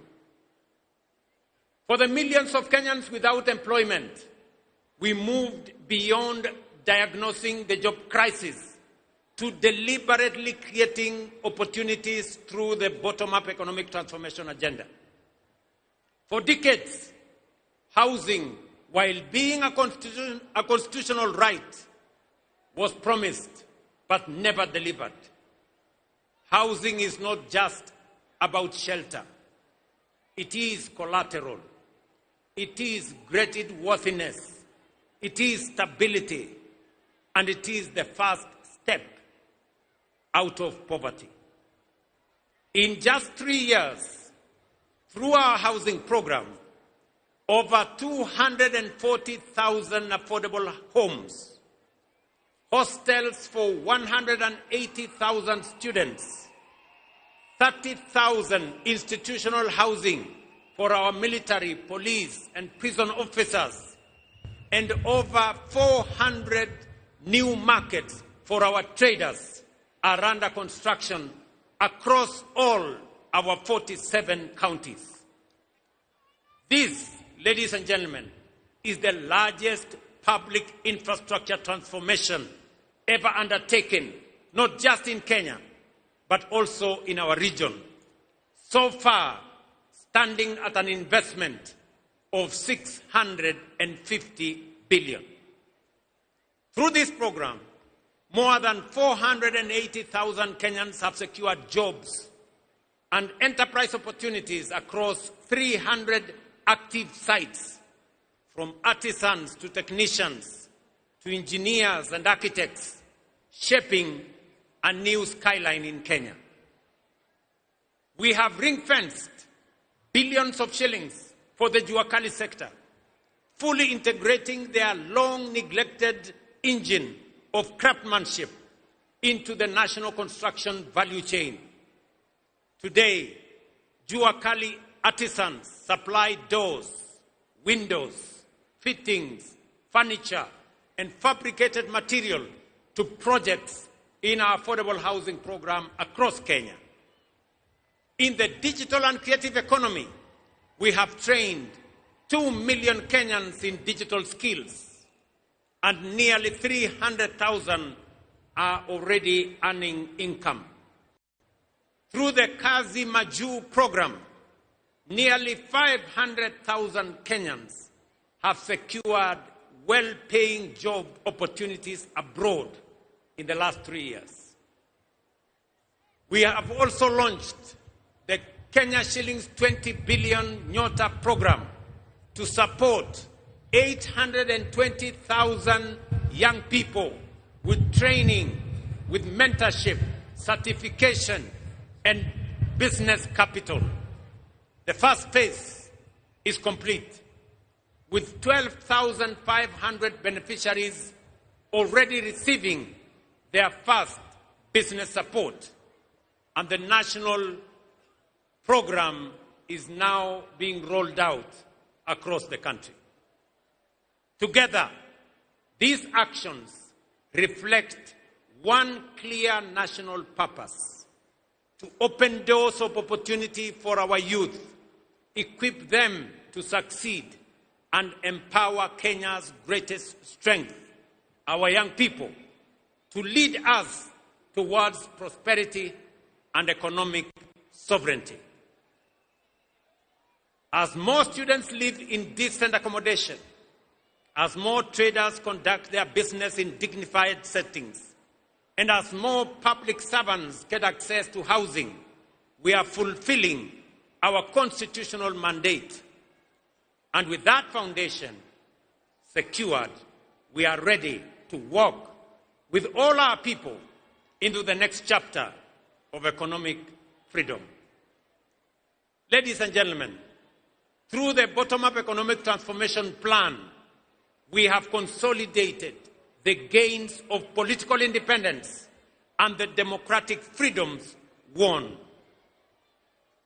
Through deliberate social engineering, we have built systems that ensure no Kenyan is left behind. And having ensured that we are carrying everybody along, we now have both the opportunity and the firm foundation to charge forward into the next chapter of our national journey, Kenya's economic freedom. With the measures we have put in place to restore dignity, inclusion, and opportunity, we must now press on. It is time to step up from the bottom up, charging forward full steam to economic freedom and take Kenya to a first world economy.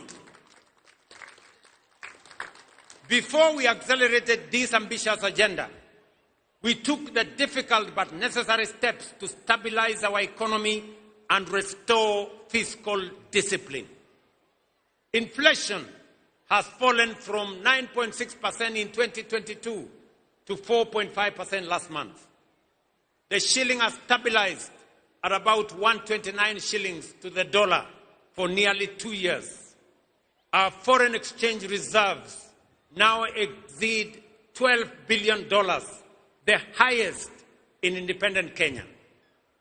Our successful Eurobond redemption reaffirmed to the world that Kenya honors its obligations.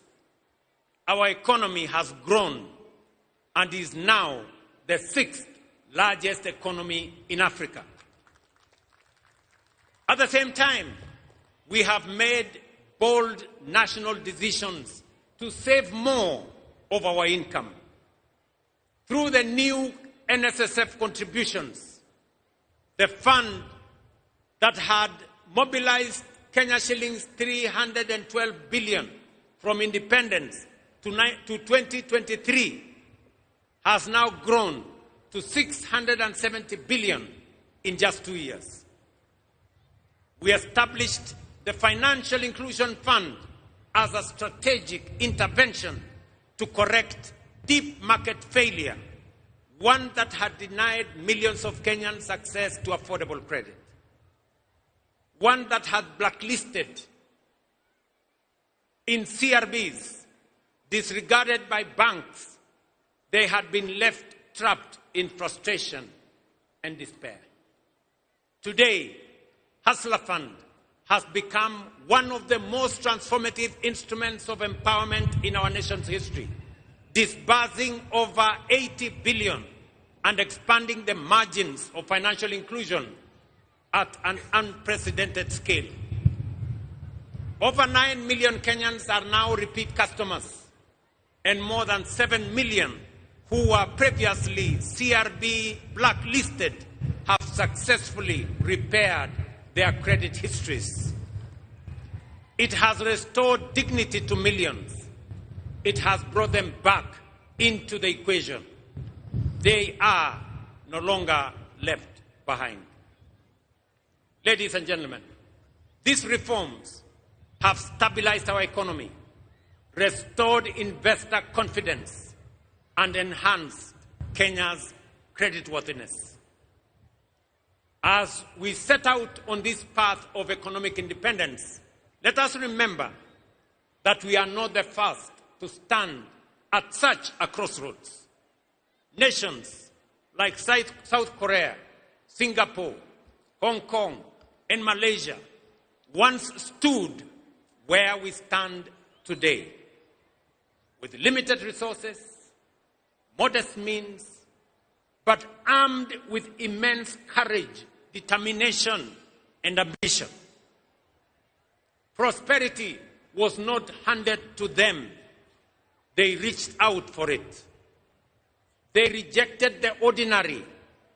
They refused to be prisoners of their circumstances. They believed in themselves and invested in their people. They were patriotic to their nation's cause and demanded excellence of themselves. Today, they stand as first world economies, not by accident, but by deliberate design, by intentional choice, and by purposeful conviction. Ladies and gentlemen, Kenya can, must, and will do the same and more. Let me repeat. Kenya can, must, and will do the same and more. 3 weeks ago, during the State of the Nation address, I laid before Kenyans this administration's bold and ambitious Kenya shillings 5 trillion roadmap to transform our nation into a first world economy and to secure our full economic freedom.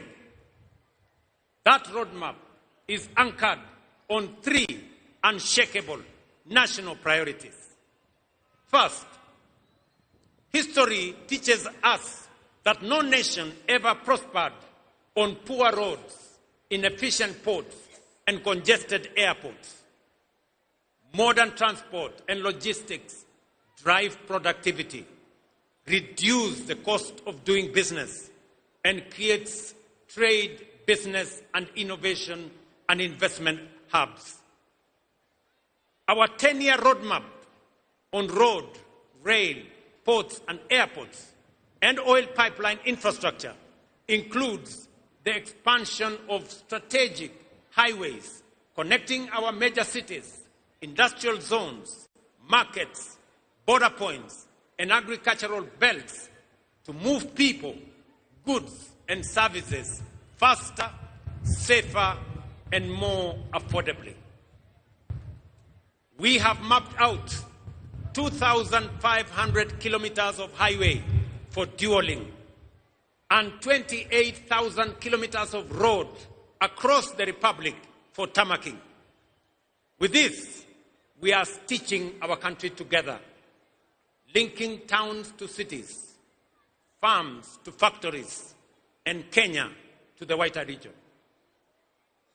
Last week, fellow citizens, we moved from promise to action when we officially launched the construction of the Nairobi-Nakuru-Mau Summit Road and the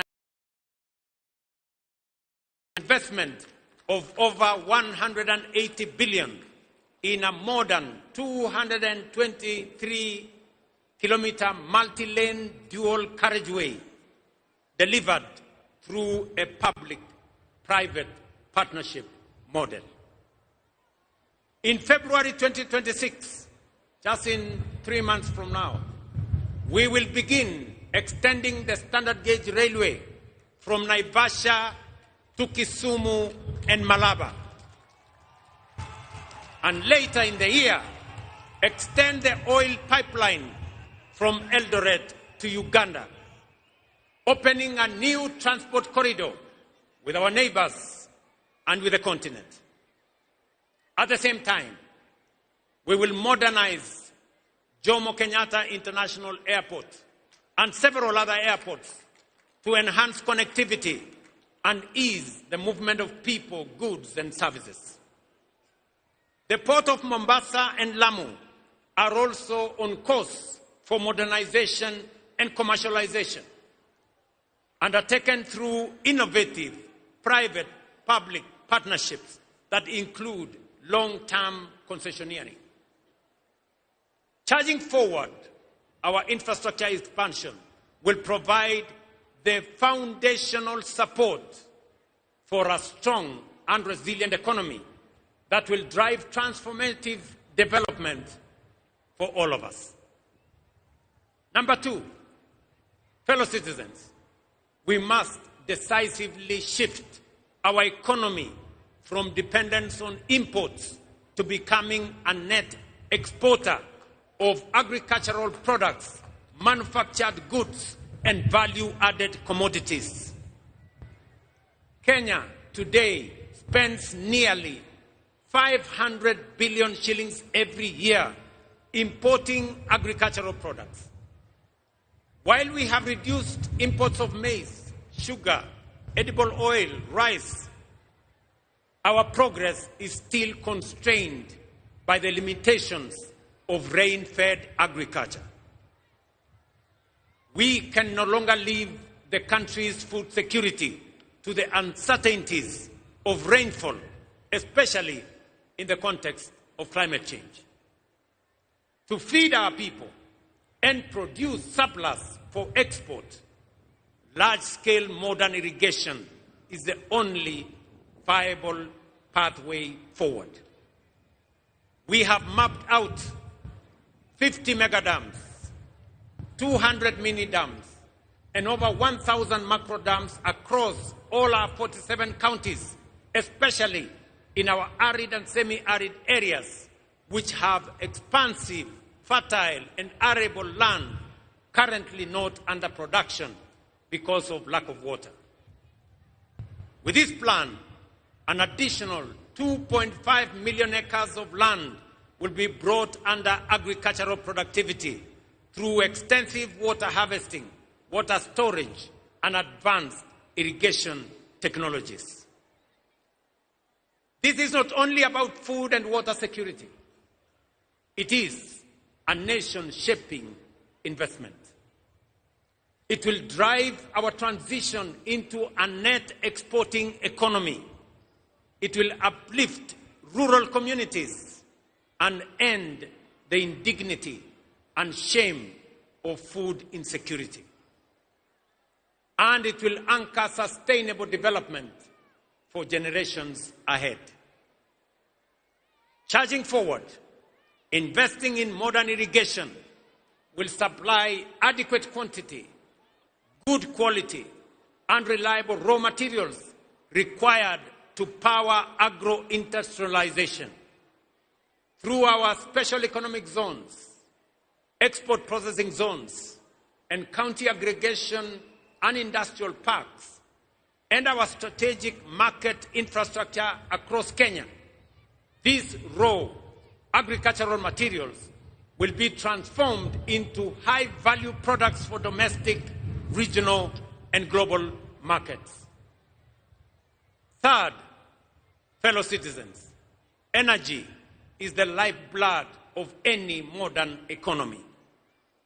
Although Kenya's installed capacity stands at 3,300 megawatts, the intermittency of solar and wind leaves us with a firm capacity of only 2,300 megawatts, which is far below the demands of the Kenya we are building.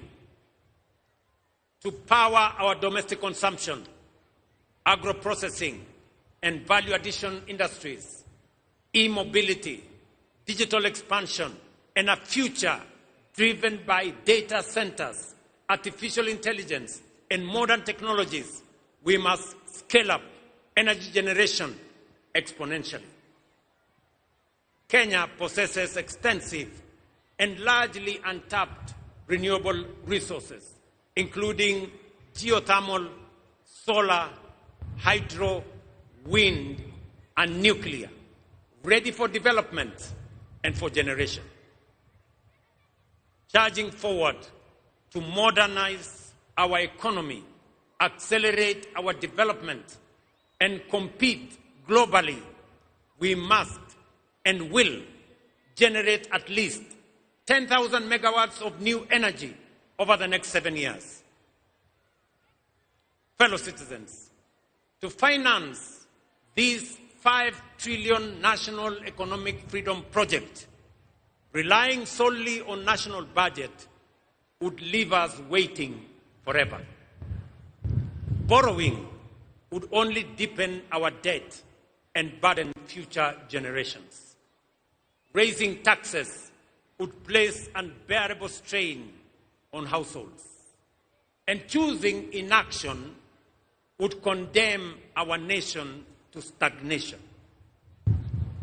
That is why we must act with courage, innovation, and foresight to design alternative financing mechanisms, leverage mature national assets, and tap into robust public-private partnerships to undertake this national development imperative. Fellow citizens, 3 weeks ago, I signed the Government-Owned Enterprises Bill into law.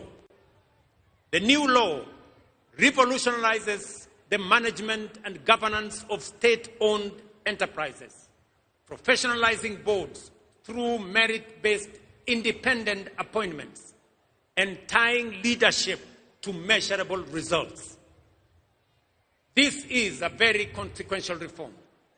It is the most far-reaching reform of government corporations since independence, aimed at turning legacy parastatals into commercially disciplined companies that will serve our public interest. The passage of this law ends the era of cronyism and patronage in our state-owned enterprises.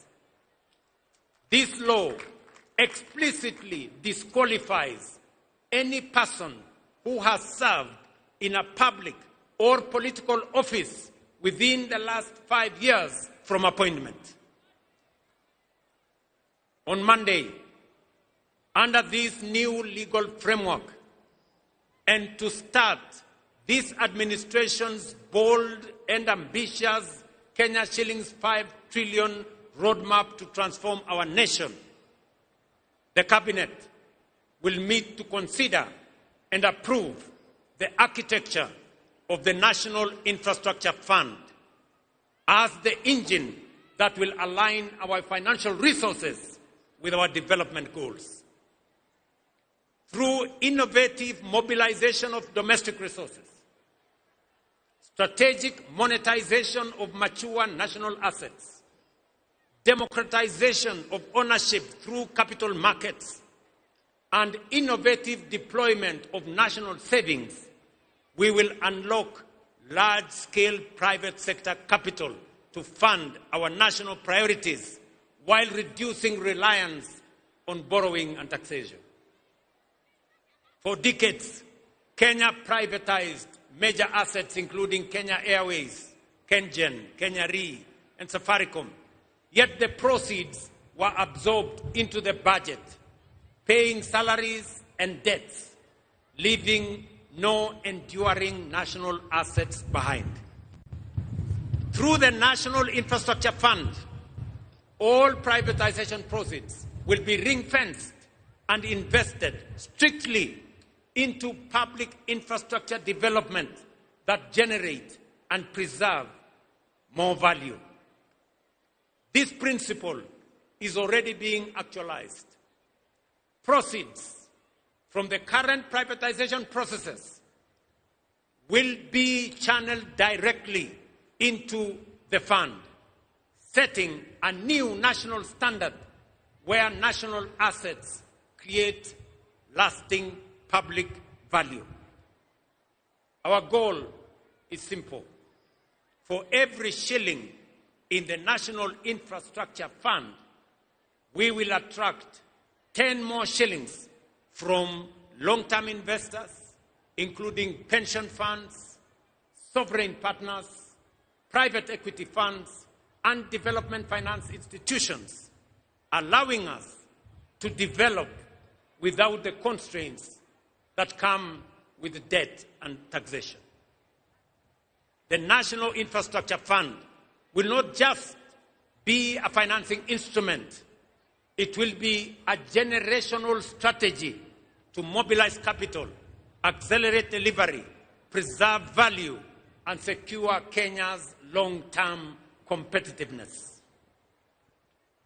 To secure future generations, again on Monday, the Cabinet will consider and approve the Sovereign Wealth Fund policy, anchored on 3 pillars, including savings for future generations, stabilization against global shocks,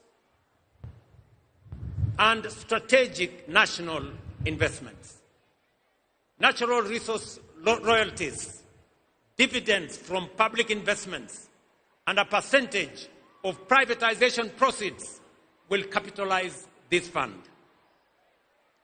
This fund will impose on us the obligation of intergenerational equity, bringing to life Article 201C of the Constitution, which demands that the burdens and benefits of the use of resources and public borrowing shall be shared equitably between the present and future without shortchanging future generations. With these 2 instruments, the National Infrastructure Fund and the Sovereign Wealth Fund, we shall begin the journey to the transformation that will lead us from the bottom up, charging forward full steam to economic freedom and taking Kenya to a first world economy. And I have said it is beginning next Monday. But fellow citizens, even the strongest financial systems, boldest infrastructure plans, and most ambitious economic strategies will fail if we do not secure the foundation of our national character. The realization of our economic freedom project will rest on 3 critical enablers: strategic human capital development, robust peace, stability, and security architecture, and unwavering integrity and fidelity to the national interest. To bolster human capital development, we have made bold investments in education, skills development, science, and innovation. We have raised the education budget from 490 billion in 2021 to 700 billion this financial year, and expanded science, technology, engineering, mathematics education. But to power our first world strategic human capital requirements, we must and will raise the National Research Fund from the current 0.8% to the requisite 2% of GDP. This is not, ladies and gentlemen, spending or social spending. It is nation building. The second enabler underpinning this national project is peace, stability, and security. For no nation can prosper in an atmosphere of disruption, violence, and criminality that leads to economic sabotage, destruction of property, and loss of lives. Stability is not an option. It is an enabler of everything we seek to build. Serious investors will not commit their investments in a country. Only serious investors will only commit their investments in a country that is peaceful, that is stable, and that is secure. For Kenya to attract sustained investment, for businesses to thrive, for jobs to expand, and for families to live without fear, we must secure our nation firmly, fairly, and without hesitation. Finally, the collective interests of all citizens, which form the national interest of Kenya, must be at the center of every action and engagement. Patriotism is putting the interests of the nation before tribe, clan, or self. Integrity, in its highest form, is patriotism in action. It is believing in our country. It is refusing to betray Kenya. And yet, let us speak honestly, our nation faces a serious integrity deficit. It begins early in our homes, in our schools, where seemingly harmless dishonesty later matures into grand corruption. Corruption is not merely theft of money. It is the theft of hope, opportunity, and destiny. This is compounded by negativity, division, erosion of shared values, and ethical and ethnic political mobilization. Hate and division, corruption and tribalism tear at the very social fabric of our republic. Ladies and gentlemen, our economic freedom project demands more than infrastructure and capital.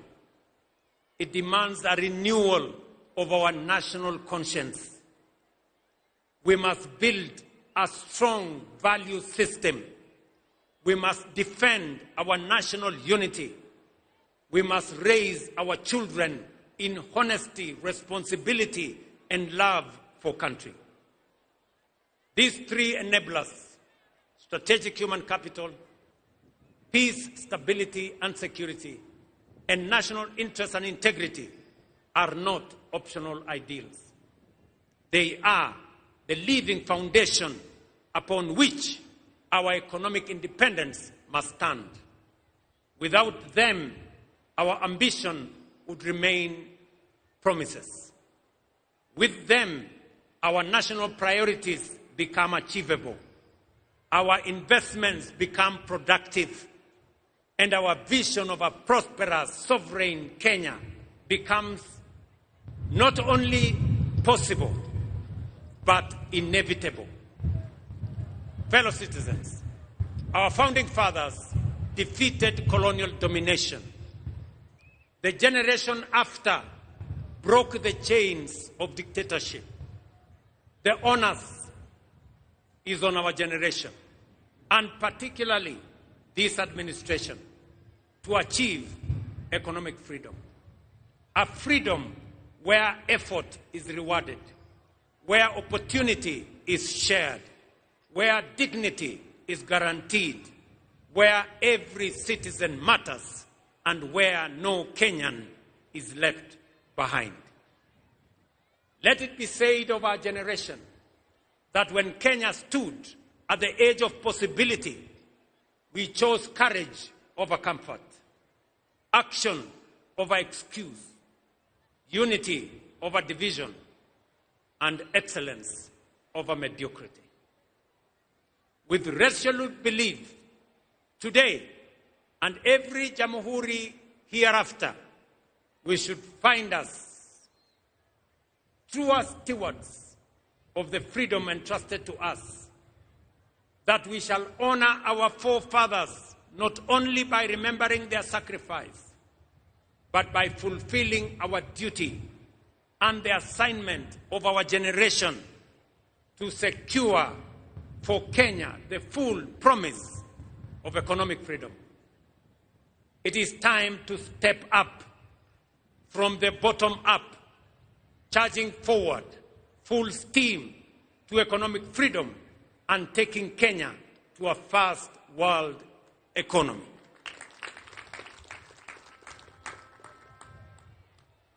Kabla sijamaliza, ndugu wa Kenya,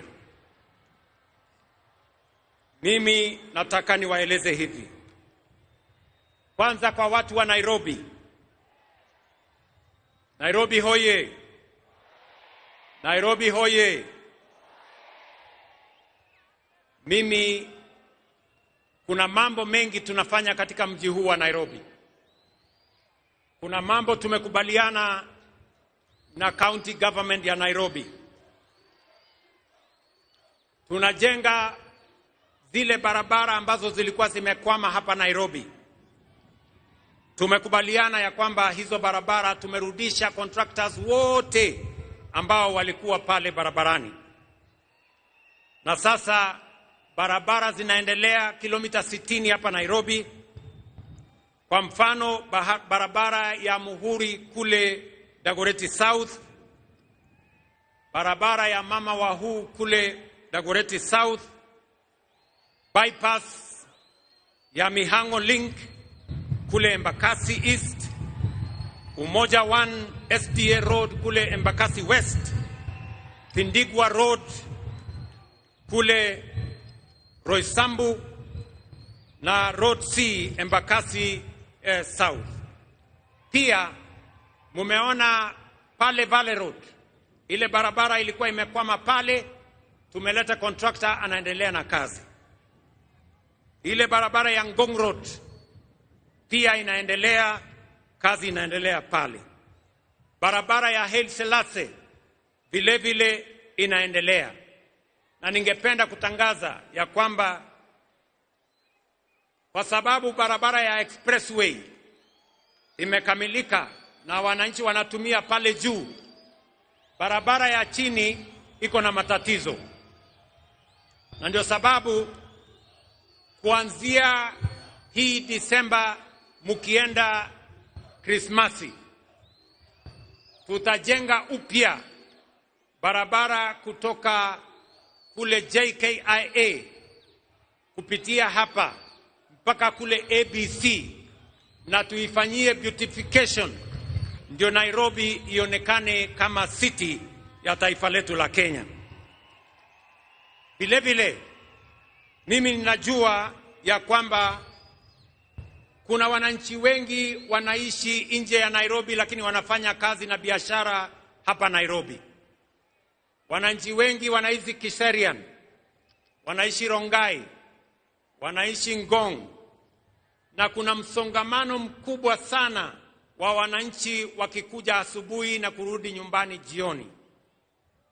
Ningependa kutangaza ya kwamba mwaka ujao ile barabara kutoka Bomas of Kenya kwenda Rongai kwenda mpaka Kiserian, na barabara kutoka Bomas of Kenya kwenda Karen kwenda pale Shade Hotel, kuteremka kwenda Ngong, kwenda Bulbul na kwenda mpaka ifike kule Kiserian, tutaifanya iwe dual carriageway, ndio wananchi wa pale wanaweze kutembea kwa njia rahisi. Najua pia ya kwamba wananchi wengi wanaishi kule Thika, na sasa barabara ya Thika Road pia imejaa na kuna msongamano mkubwa sana wa magari katika barabara yetu ya Thika Road. Ningependa pia kutangaza ya kwamba mwaka ujao vile tuko na expressway kutoka JKIA, pia tutajenga expressway kutoka Thika mpaka ifike hapa Museum Hill, ndio wananchi wale wanateseka na mambo ya jam tuweze kuondoa jam ya sehemu hiyo. Pia ningependa kusema hii uwanja ya Nyayo Stadium, nyinyi mnajua yale maneno tulifanya kule Kasarani. Tuliweka paa ama uvuli ili wananchi wanapokuwa hapa wasipigwe na jua. Mimi nataka niwatangazie ya kwamba kuanzia Januari hii Nyayo Stadium vile vile tutaweka canopy. Hii ni mara ya mwisho wananchi kuwa hapa wakipigwa na jua. Tukisonga mbele, hii kiwanja pia itakuwa na kivuli. Vile vile tunakamilisha ile kiwanja ya Talanta pale Jamhuri. Unajua kazi kubwa ambayo imefanyika pale, kweli ama si kweli? Na nimesikia yale gavana wa Nairobi amesema ya kwamba ile uwanja wa Talanta ipatiwe jina gani? Ati mumesema ipatiwe jina gani?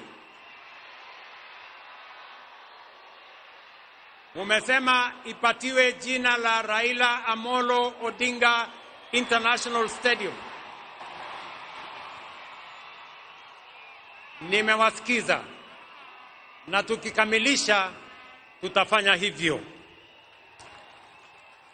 Mimi nataka niwashukuru wasanii ambao wametuimbia hapa. Asanteni sana kwa kazi yenu. Kolabo ya Iani, Femi One na Trio Mio wametuambia tunaweza. Tunaweza hatuwezi? Tunaweza hatuwezi? Tunaweza sio? Guardian Angel pia ametueleza kwamba wananchi wote na viongozi wote tuungane pamoja tujenge taifa letu la Kenya. Inawezekana haiwezekani? Mimi nataka niwapongeze askari wetu ambao walikwenda kule Haiti na mumewaona hapa, tuwapigie makofi jameni. Wamerudi nyumbani na heshima kubwa sana kwa taifa letu la Kenya. And I want to thank them profoundly for their courage, professionalism, and selfless service to our nation and to the world, and for flying our flag high with honor and dignity. Mimi nachukua nafasi hii kuwatakia Krismasi njema yenye baraka na mwaka mpya wa 2026 wenye mafanikio makubwa sana. Asanteni na watakia heri. Mungu awabariki. Thank you very much and God bless you. Asanteni kwa heshima. Naomba sote tusimame kwa wimbo wa taifa. Let's all be upstanding for the national anthem kindly.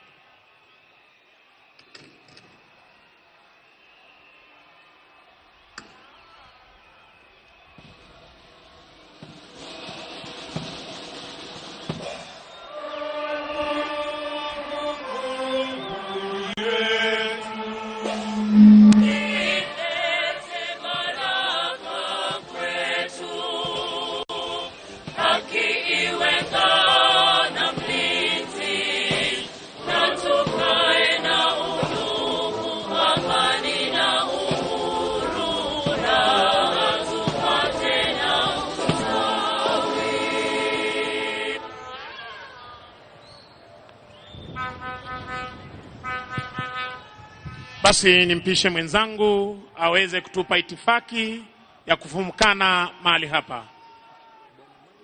Bwana Mike Gitone, uwanja ni wako. Shukrani za dhati mwenzangu Bwana Misango Mbaye. Ningependa kutangaza sasa viongozi wote watatulia ili tuweze kuondoka kwa itifaki iliyopangwa. Na naomba sasa kutangaza kwamba Mheshimiwa Daktari William Ruto, Rais wa Jamhuri ya Kenya, pamoja na mama taifa ni zamu yao kuondoka sasa. Ladies and gentlemen, allow me to announce, it is my pleasure now to bid farewell to His Excellency the President of the Republic of Kenya and the Commander-in-Chief of the Defense Forces and Her Excellency the First Lady.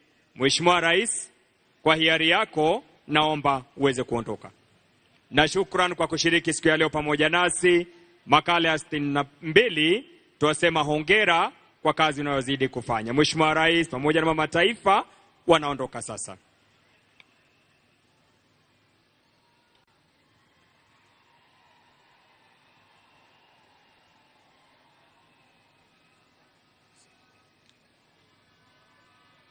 Yamekuwa ni makala ya 62, sherehe ya Jamhuri, kauli mbiu, utalii, wanyamapori na biashara.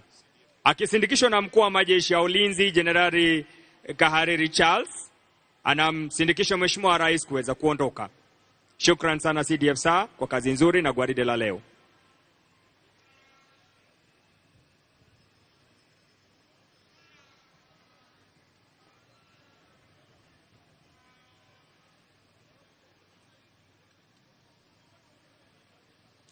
Anaondoka Mheshimiwa Rais Daktari William Ruto pamoja na mama taifa.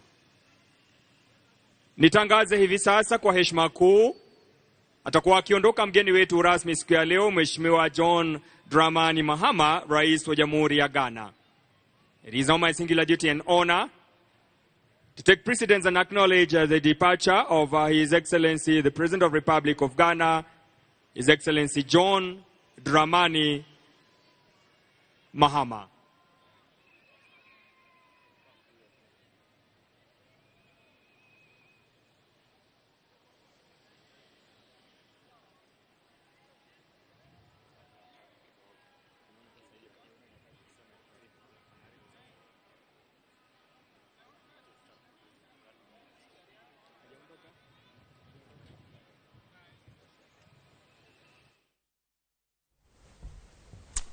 So